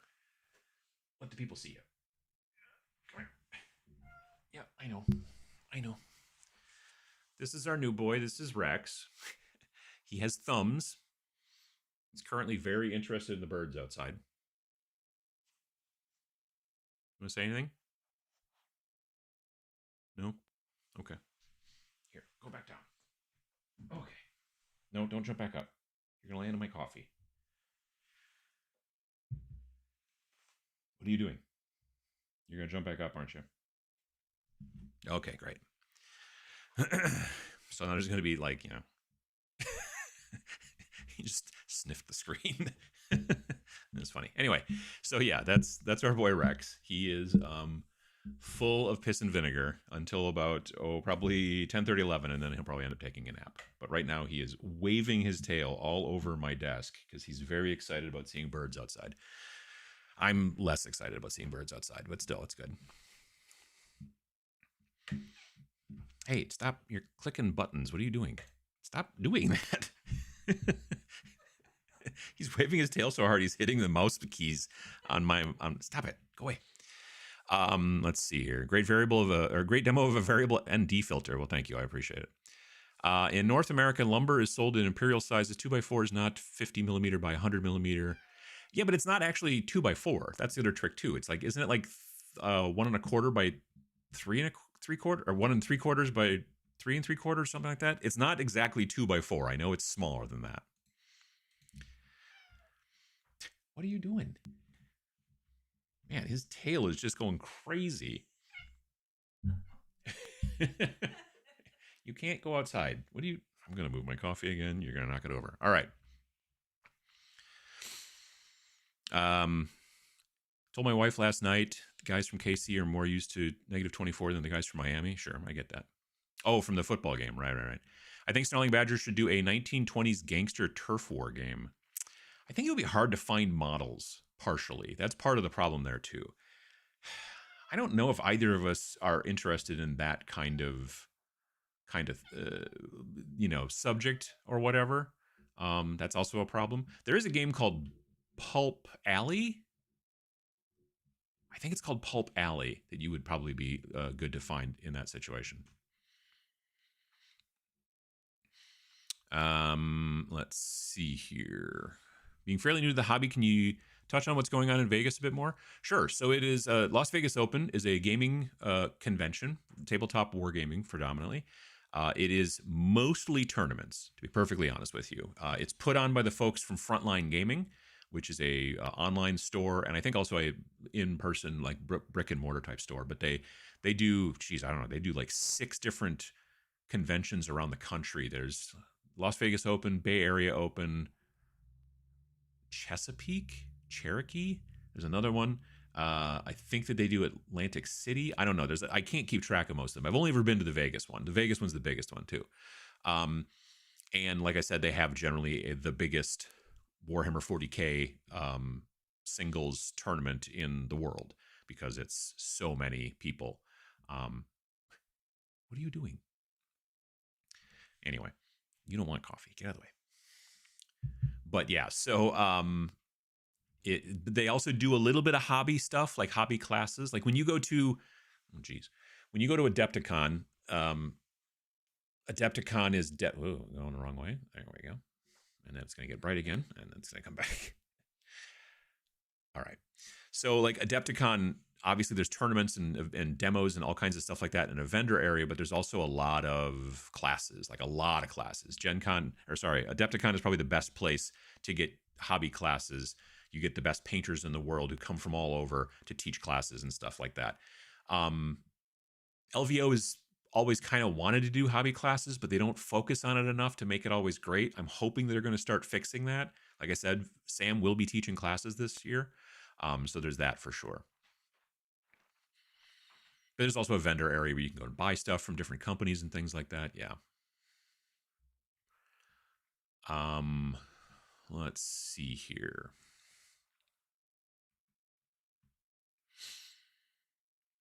Army Painter has made great strides. Where are they produced? Denmark. Yep. How do you think the Fnatic line stacks up against Monument? I mean, the opaque paints, like Monument's... See you, buddy. Monument is very fluid, but still has a decent amount of pigment in it. And so Monument's a really nice paint that way. The reason that previous to previous to the Fnatic paints coming out, the reason that Army Painter was always kind of like second for me at that time was because of the different colors. Like there were plenty of colors in Monuments stuff where you've got like these two particular browns, let's say like light umber and dark umber. I forget the names, but it was like two browns that I used a lot. But if I wanted a color in between there, I would have to mix the colors together, and I don't like to mix colors. I like to be able to go back later, look at my notes, and go, oh, I used this color, not like maybe 2 drops of this color to maybe 1 drop of that color, and I mixed it together and it worked that time, but I don't know if I can recreate it, that kind of thing. So that's why I like to have a lot of colors. Some people are like, well, just mix, but I'm painting like a lot of like armies and groups and things. I want to be able to go back, and like the fact that I was able to add Necrons that I painted 3 years ago from Indominus, the reason I was able to take those and then add up some of that stuff to it and then make a combat patrol out of it and make them look the same is because I'm using the same technique and the same notes and the same paints. And so if I had to mix, and it would be harder. So because there's more colors, that's a big thing for me with Army Painter. And then also the fact that there's also then the airbrush paints and then also the speed paints. You know, like Monument is growing for sure, but at this point, just the number of products out there for me with Army Painter makes a lot of sense.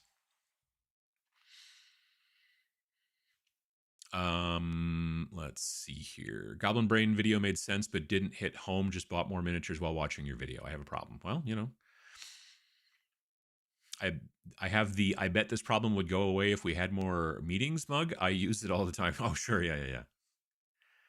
My brain reminds my goblin brain of the mortgage payment. Yeah, that's pretty good. It's a smart thing to think about. You can spend less by buying something on sale. You won't save money. You spend less money. Sure, exactly. Yeah. GW's weird pre-order on Saturday, reveal new pre-orders on Sunday schedule really keeps me from buying too much. I'm always like, what's coming out tomorrow? Yeah, it is an odd schedule. I don't understand why they do it either. I agree. Need to send the Goblin Braid video to a friend painting his first Space Marines in 20 years? Yeah, it's not a bad idea. Any plans to go to the... Oh, my wife is going outside to shovel. Any plans to go to the Punk Rock Museum while in Vegas? Probably not. I don't think we're... Like, that's the thing. People are always like... I've had a lot of people when I go to these different cities, especially Vegas, when people are like, oh, you're going to go see this show and you're going to go do this stuff. And I'm like, I'm going to stay probably in the hotel most of the time. Like, we're there, you know... you don't get a lot of free time sometimes. Like maybe at night, sure, but like during the day, there's a lot of things going on, and so that's why I'm generally kind of stuck there to some degree. Now, stuck's not the right word. I'm staying in the building or in the structure or whatever. Like when it was at the Bally was attached to the Paris, and there was like this long kind of like mall in between them, and they had like places to eat and bars and this and this strange, very expensive clothing and weird junk like that. And yeah, like literally. The times I went to LVO back when it was at the Bally, the times that I left the building were, I could count on one hand. One time, like I said, I took a couple, well, one year I did take 2 nice excursions and do like just around, like within a couple of blocks of the place to do some street photography. And then there was one time where we went drinking one night and went to a bunch of strange places and stuff like that. And that was several years earlier. That was probably 2017, I think. That's maybe my first LVO. So... but I'm not interested in shows, you know, like, I'm not interested in gambling. So yeah, honestly, Vegas is not necessarily for me, but for what game are you painting those Stargrave minis? For Space Weirdos mainly. That's what I was building those guys at VincyCon for, Space Weirdos. Space Weirdos is just awesome because you can definitely like just take any kind of models you want and use them in that, you know? Would it hurt tabletop companies to give tentative releases for the quarter or year? We can plan and probably buy even more, just the things we want. I mean, you start to see that more. I mean, you're definitely getting, like, some companies do that more than others. GW didn't used to tell anybody what was going on until the week before it came out. Like, literally back in the day, like in 2013, 2014, stuff like that. They would... Like, everybody knew the Tau book was coming, but they would be like, I don't know what you're talking about. Tau? Who's those? I don't even know who those guys are. And then finally, like, they would, like, the week before you could pre-order it or whatever, they'd be like, oh, hey, announcing the Tau. And everyone would, like, it had leaked, and there were rumors, and there was, like, this website called Fayette 212? Is that what it was called? Run by a guy named Gary, who I met a couple of times, who seemed like a real nice guy. But back then, like, that was his bread and butter, was like getting these leaks about stuff. And then, I don't know, sometime around 2016 maybe or so, somewhere 2017, somewhere there is when all of a sudden they just started like saying, hey, this is what we're working on and stuff like that. And so now we learned about things a lot more. Like, I mean, they've been talking about the old world for 4 years, you know. I mean, like, so they're much different than they used to be.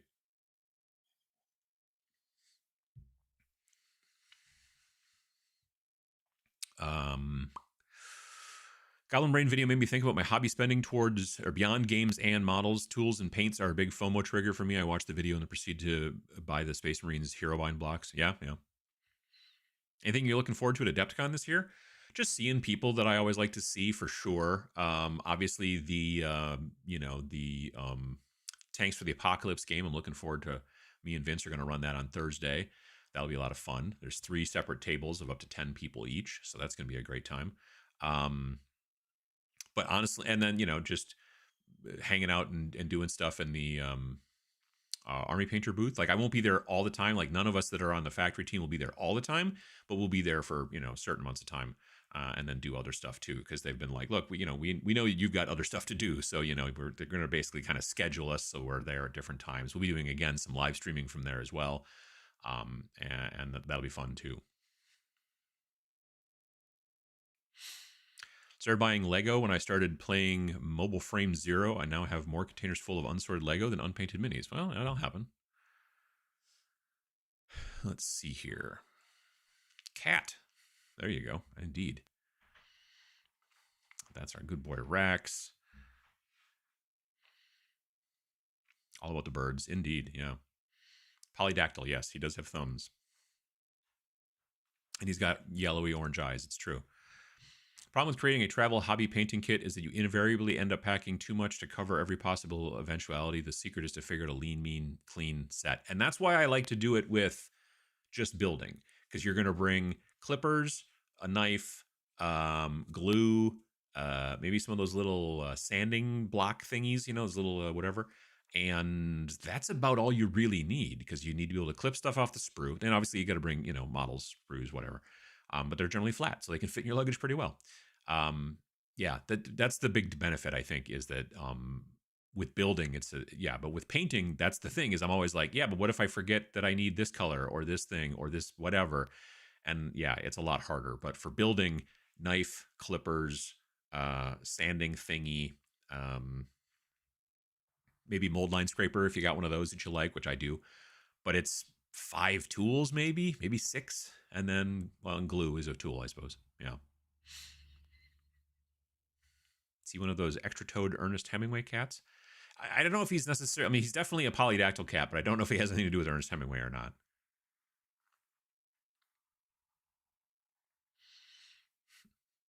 Cattail thump, indeed.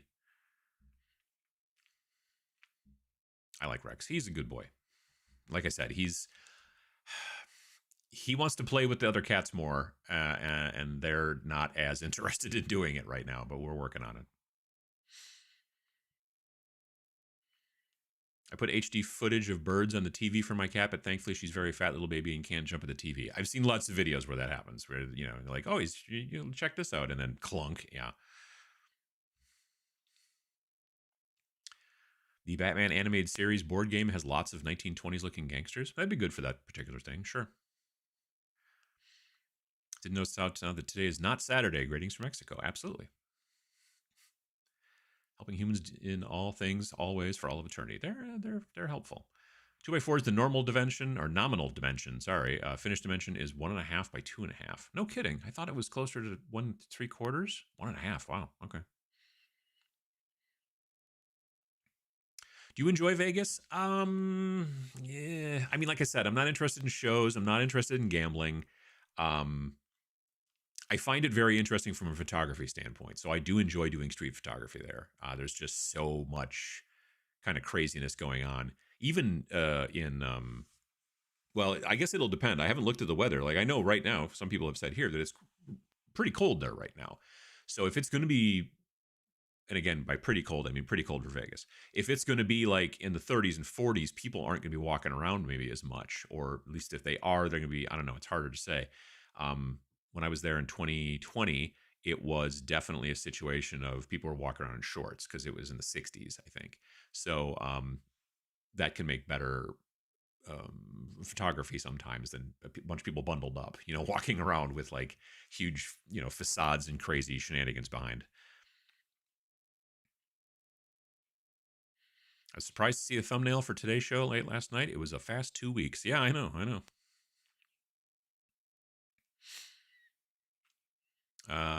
I don't have goblin brain. I have a horde. I eat lots of meat and I enjoy burning stuff. There's a bunch of people that talked about dragon brain in there, which is probably a bit different. Let's see. Wait, the Museum of Punk Rock is in Vegas. City divided to commercialism and vice. That was a choice. I mean, yeah, I'm kind of surprised it's not in, I guess, Cleveland, but yeah. There's a lot of different museums. There's a lot of different museums in Vegas, so I could see that. Have you thought about going to the Games Expo in Birmingham in England? It's miles better than Warhammer Fest, which was terrible last year. I have not yet been to England. I would like to. My wife and I kind of had plans to go to England in the fall of 2020, which did not occur. So yeah, but we would like to go back at some point. I would not. I don't think I would want to go during Warhammer Fest, and the reason for that is because then all the Warhammer folks will be busy with Warhammer Fest. I think I would like to go when it's not Warhammer Fest, and then be able to kind of maybe see like the Warhammer building and like the big Warhammer world and all that kind of stuff. Like going to Warhammer World during Warhammer Fest seems like nobody would be there, or maybe it's closed. I don't even know. So yeah, I don't think I would be when I would want to go. It would probably be at a different time. Vegas also has Heart Attack Grill for burgers. Just want to say thanks for the Hive Scum recommendation. I'm hoping to play Middle Earth strategy battle game Battle Companies with some of those guys at Adepticon. Absolutely, yeah. No, they're very big fans of Warhammer Middle Earth. No, Warhammer Lord of the Rings Middle Earth Battle. Warhammer Lord of the Rings Middle Earth strategy battle game Battle Companies. You need to say the entirety of the title, which is kind of a joke that they've been doing on the podcast. But yeah, no, they've been getting into Battle Companies quite a bit, which is cool. I recall tabletop gaming of my youth. Companies would announce dates and products would hit shelves 6 to 8 months after the announced date. I'll be honest with you, Vince and I kind of do it weird in that we tell people a game is coming out. We just don't tell anything about it until like we start to kind of make little cheeky hints about it the week before. And then eventually all of a sudden it just comes out. We've thought about like letting people know about it more in advance and say, well, this is what's going on. And I don't know, we're sticking with it the way we're doing it right now. At some point we may change our minds, but we'll see how it goes. Good late morning from Frigid Tejas. Got a German model built yesterday. Nice. And I hope you're keeping warm, noob. Yeah. Really looking forward to Adepticon this year. Yeah, me too, for sure. My wife and I talked about Goblin Brain for furniture buying and organization products. Yeah, no, that can be like that too, sure. Let me see here. Cheaper than flying to Vegas, sure. Raining hard now. As far as the live stream is concerned, I don't know where it's going to be. Like the Army Painter live streams, I'm assuming are going to be on YouTube because they've got a good sized YouTube channel now. I don't think they do any Twitch, so I don't think it's going to be on Twitch. I think it'll be on YouTube, but that I don't know. I'm getting together the equipment and all that kind of stuff. But luckily the equipment can work with either Twitch or also with YouTube. I don't think it's around here. I think I've got it in a box. But we're going to be doing the streaming from a thing called a YOLO box, which is a silly name. But it's basically like a Android tablet. I don't know, maybe about 10 inches, maybe 8. I don't know. But it's real thick. And it is designed for streaming. And it has 3 HDMI in, a USB in for a webcam if you also want to have that as well. It has 2 mic inputs, like 3.5 millimeter jack. But you can like literally on the screen, you can just like tap and go from like camera 1, camera 3, camera 2, camera 1, that kind of stuff. And it'll stream out. I don't know if it can multi-stream. That I don't know about, but I don't think we would plan to do that. Like I said, I don't think that they have a Twitch channel. Maybe they do. But so far I'm assuming this is all going to be on YouTube. So I'll tweet about it and all that kind of stuff when we start to do things. And so you can check that stuff out and we'll see how it works. As a Vegas resident, I hate it. You can't get more than 100 feet from the din of slot machines. Yeah, no, I mean, like everything's got slot machines. Like when you get to the airport, you're walking past slot machines as soon as you get off the gate, you know? Cats will take special interest in the TV when I'm watching soccer matches. My uncle had a cat who loved watching golf and would try to get the ball. Because like, you know, when they do the big drives and then the camera follows the ball and it's just like blue sky and like the, you know, the dot, cat would go nuts trying to get the ball. Luckily, it was back in the day when TVs were made out of, you know, the lens, it was glass, it was tubes, so you didn't have to worry about getting things scratched up as much. Nice cello case. My wife plays in a group for fun called Red Hot Cello Peppers. Nice. Yeah, my wife's been a cello player for since she was a little kid. Great Friday video. My pile of shame is more like a pile of half-painted shame. Well, it's, you know, it's half-painted is still progress. Just started on the hobby about 3 months ago. I'm not a great painter. Should I jump to spray gun or stay with wet palettes? I mean, I use both. I use an airbrush to begin with. I prime my models, and then very frequently, especially again, if I know that there's going to be a predominant color, then I will, so let's say I prime the thing black, and then I know it's going to be red armor space marine as an example. Then sometimes I won't even prime it black. Sometimes instead I'll prime it a real dark brown. And then I will, hey Rex, and then I will, what will I do next? And then I will spray like a dark red kind of from above, not directly down, but kind of at an angle around it. If this was the miniature, I'd be kind of spraying in this cone around it, right, with the red. And then the brighter red I would use and mostly shoot straight down and just hit the tops of the shoulders, the top of the helmet, you know, top of the backpack, stuff like that. And then I take it from there to my hobby desk, and then, well, I usually let it cure overnight, but then I would start painting it normally with a regular brush using my wet palette and all that kind of stuff. So I don't think the two of them are exclusive from each other. I use both in that situation. For Middle-earth Battle companies, don't use the GW produced one. It's way unbalanced the more you play. Use the community edition of Middle-earth Battle companies. It's dope and free. I'll check that out. That is one of the downsides, is that about that game, is that you need like 3 books, because you need the regular rule book, which is a big, huge hardcover, and then you need like either the good guys or the bad guys book, I think, or are they in the same book? I don't know. There's an army book for sure, and then there's also the battle companies book. Maybe you don't need that middle book. I don't know. It just, any game that these days it makes me have to buy more than one book, I'm a little salty about. I generally am a fan of like, yeah, it's all in this one book. Here you go. And that just makes things easier. YOLO Box Meta Portal.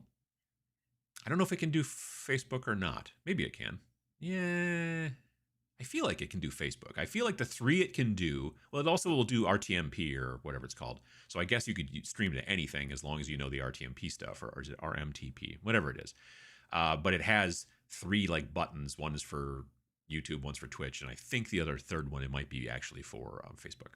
Does the YOLO Box connect wirelessly or hard connection with Ethernet cable? Both. Both. Actually, 3 ways. It can do Wi-Fi, it can do Ethernet, and you can also put a SIM card in it and do it cellular, which is kind of crazy. This one's not going to have a SIM card in it, though. Now, it's not a cheap box. Like, the reason that I told them, hey, you guys should buy this and we can use it, is because I already have one myself. But it is, yeah, it's like, I think it was like $1,200 or $1,300, but it is, instead of having to like, oh, I have to have a laptop and then plug all my stuff into that and have some sort of switcher and all that kind of jazz, it's this one box and you just plug everything into it and it works from there, and it's quicker, takes up less space. The only downside is that, like, if you want to read chat, you're going to maybe want to have an extra screen or something to kind of do that. But it does also have HDMI out, so that's kind of cool. You can just plug it directly into a screen. And we're going to have, from what I understand in the booth, at Army Painter going forward, there's going to be, I think, a 65-inch television. I'm not sure what they're going to put it on. I hope they bought a stand. I don't know. But yeah, there's going to be a big honking TV too. So gas stations, grocery stores, bars, restaurants all have a bank or two of slots. I mean, to be fair, most bars in town here, half the bars here in town probably have slots too. Like a couple, that just becomes a thing. The big giant screen ones where you tap on stuff or whatever, not the actual pull a handle kind of thing, Did LVO sell admission tickets for Thursday, or do you buy a different day, check in Thursday, and get to shop, watch the GW preview? I honestly don't know. I did not buy a badge for this because I'm going with Army Painters, so they're kind of taking care of that. I believe, yes. My older cat likes the ASMR Korean cooking channel. She enjoys the slicing and scraping. Interesting. Rex cameo. Well, if you guys missed Rex, if you just got here, I was showing people Rex because he was being very noisy and then wanted to be up on the table. And so, yeah, but yeah. Let's see here. I'm planning on some hobby time today, starting with 3D printing. Nice. Any game that doesn't require me to buy 7 books to find all the rules is too simplistic for me. Rules, bonus if the layout makes it impossible to read. Well, have you thought about the old world? Because from what I understand, not yet 7 books, but wait, but I think it's supposed to be. You're looking at least maybe 3, and there's a lot of rules scattered all over the place. So yeah.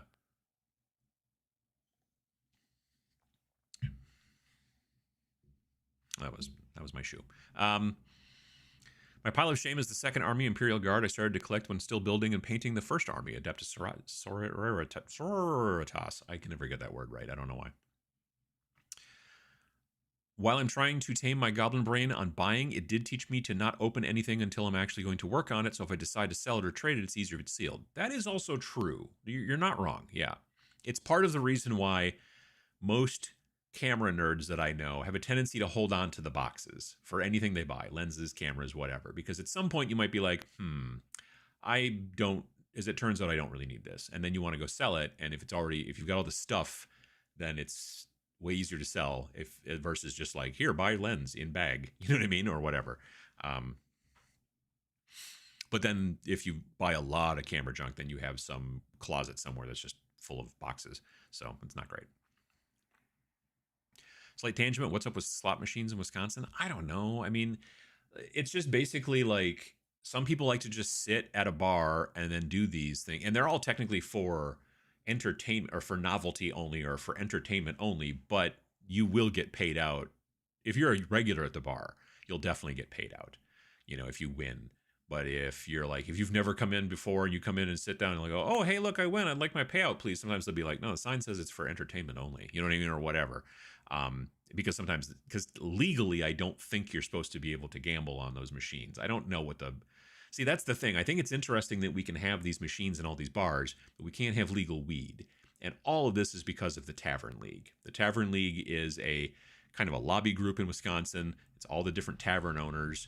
And I think that they're much more interested in making it cool to come to their bar and gamble, but not cool to, smoke weed and stay home and watch a movie or whatever, because they want you to come to the bars. So all the rest of the states around us pretty much all basically have legal weed at this point, and we don't, and it's going to be an issue, I think, eventually. But I think that the lobby is pretty powerful. So, and the Tavern League just sounds evil, doesn't it? Kind of.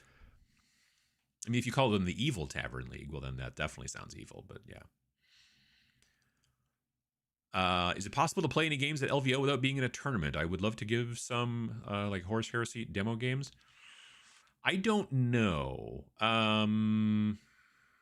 Like at Adepticon, you can go to Adepticon without buying a badge, but you can't play in any official events. You can't take any classes.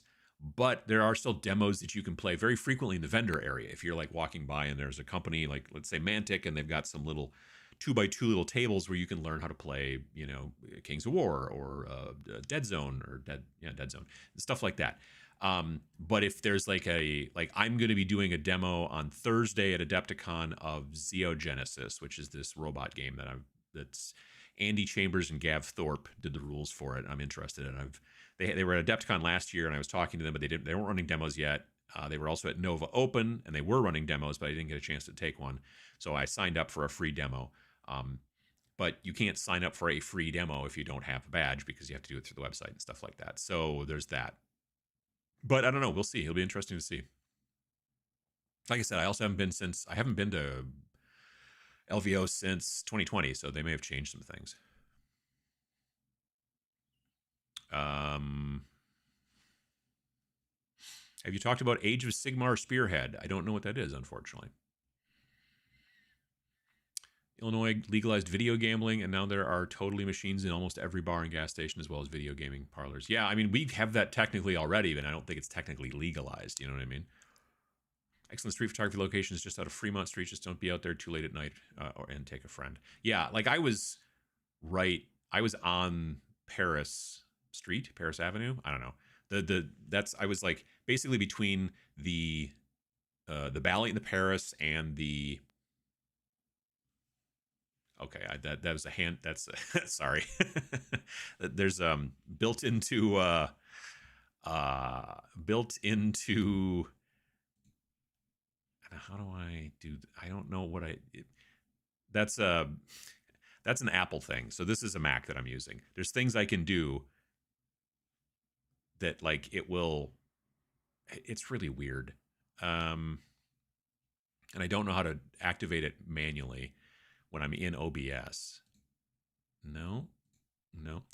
But I can make it look like I'm dancing at the club. It's all kinds of crazy stuff. Presenter. If I hit stop sharing, and oh, here we go. And then we go to reactions. I can do this. You know, but they're evidently held by hand gestures. So if I do, I don't. Oh, see, there you go. Okay, yeah, I didn't. Yeah, so sorry. Anyway, I was talking about Vegas. Oh, taking pictures. Yeah, I was between there, the DC, or sorry, the Paris and the Bally and the Cosmopolitan, I think, was the area. I was just kind of going back and forth and shooting pictures there. Anyway, sorry. Going to introduce two D&D players, not characters, but players to tabletop wargaming. Where should I start? One page rules, 40K, or somewhere else? I would say one page rules because you can get everything for free. You know, you can download the very simple one page rules for free. Otherwise, if you want to get the less simple, kind of document, it costs $5. Or you can join their Patreon for $5 a month and then get access to all the different games, the fantasy ones, like whatever. If you go to like Wargame Vault and you want to buy, let's say, Grimdark Future, if you're interested in the sci-fi type army style game, Grimdark Future is the game for that. You can pay $5 for it, and then you have it. And if they make any updates to it, you will always get access to them through Wargame Vault. So, that's really cool too.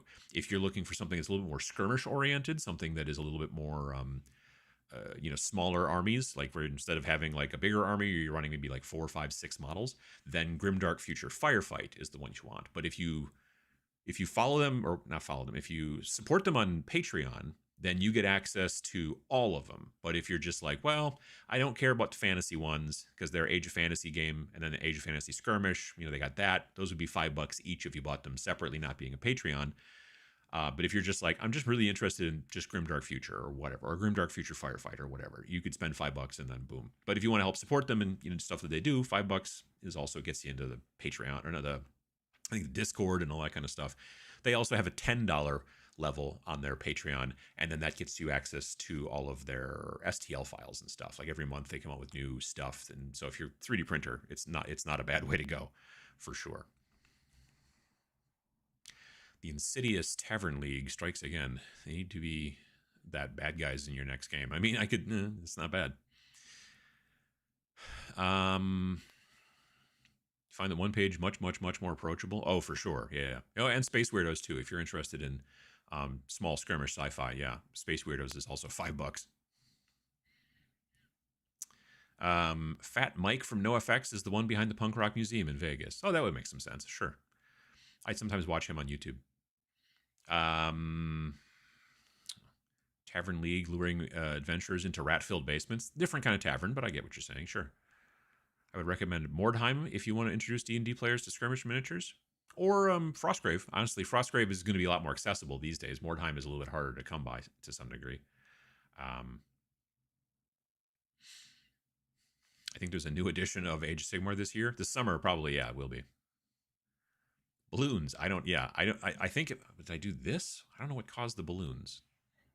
The 2 fingers? I don't know what I did, but it made the balloons go. But yeah, it's kind of crazy.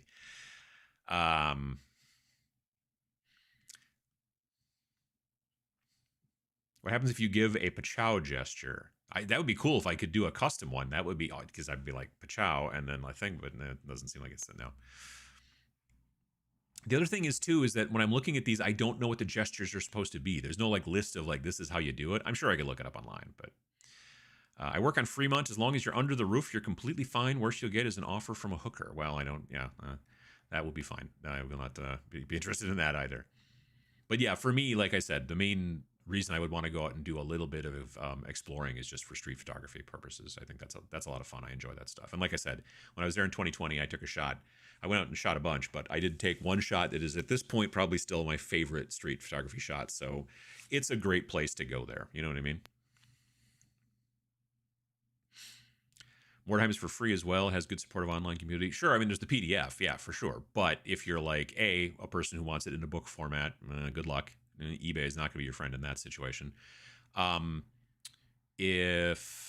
then also trying to get the models together and stuff is a little bit harder. The other thing I don't like about Mordheim, and I know this is a little bit of blasphemy, for me, if I want to switch from in let's say something like Frostgrave, if I want to go from necromantic wizard to elemental wizard, literally all I got to do is just swap my wizard models if I want them to look one to look elemental and one to look, obviously necromantic. But the hench dudes or whatever, all of those people, the henchmen, they're all the same across the board.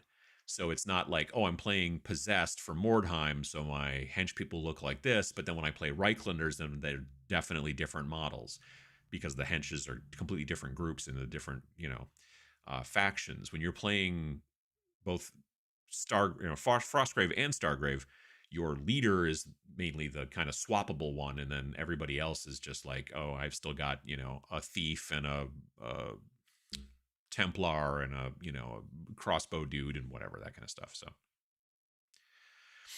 I always tell my friends that I ask if you have to ask if you should get an airbrush, then you need an airbrush. Yeah, no, you're not wrong. Finger gun gesture turns into a gag pistol with a flag that says Pachow. That'd be pretty cool. What are your thoughts on Dead Zone?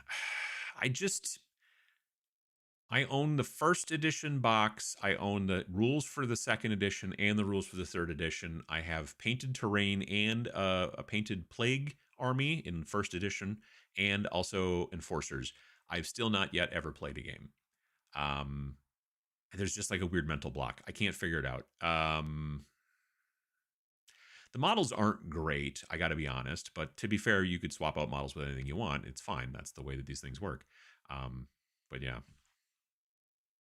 Thanks everyone for the OPR suggestions. Yeah, definitely check them out. Sword Weirdos would be good for D&D people. Yeah, I can see that too. Good point. If they're interested in something fantasy, Sword Weirdos, which is basically the fantasy version of Space Weirdos, it would also be cool. You can download all the Mordheim rules and supplements for free, but you have to come up with terrain and the way to proxy figures. Frostgrave and Stargrave are great too. Yep. I wish the GW would switch to a 4-year cycle and use last year to just let everyone enjoy their new codices for a year. I wish it was a 5-year cycle. I think it would be really smart of them to make it a 5-year cycle, but I don't think they ever will. There's a new Rangers of Shadow Deep supplement coming out soon. Yeah, I think I saw the PDF out there. People watching in Old Vegas, it's worth a trip. Yeah. New Fnatic washes, I hear, haven't changed their formula, but I just watched Stally YouTube channel, and he said this did, but for the better. I guess I didn't notice. There are new colors, but I don't think I felt like, to me at least, it didn't seem like the formulations changed for the washes. I still like them just as much as the old ones. I don't think it's changed. I mean, I can ask the guys and see what they say. Maybe I misspoke, but I don't think that they changed. I thought I asked, and I thought they were like, no, we didn't change the formulation, but we did change some colors. Like they added some, like the dark red, and like there was a couple other ones, and stuff like that. They actually added in a sepia tone and still kept soft tone and stuff like that. So, but it's possible. I don't know.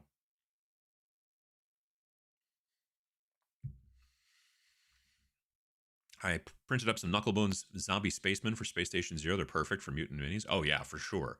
Yeah, absolutely. Those are cool models. All right, everybody. Well, I think it's time for me to go. It's 11 a.m. I got to see if Rex is still causing trouble anywhere. But thanks to everybody for coming by. I appreciate it. And I hope that you folks have a good couple of weeks until the next show. Again, if you're interested in Twitch, I'll be running tomorrow night like normal. I will not be streaming Twitch on Friday because I'll be in Vegas. So if you're going to be at the Las Vegas Open, come by and say hi. I'll either be in the Army Painter booth or just walking around looking at stuff, maybe filming things, stuff like that. You'll see Sam there.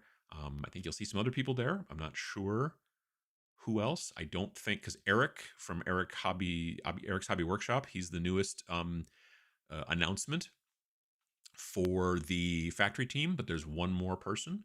I don't remember if Eric's going to be in Vegas. I know he's going to be at Adepticon, but I don't remember if he'll be at Vegas or not. But yeah, so I hope that everybody has, like I said, a good weekend, the rest of it as it is, or a good week or whatever. And again, thanks for coming by and hanging out. I always appreciate it.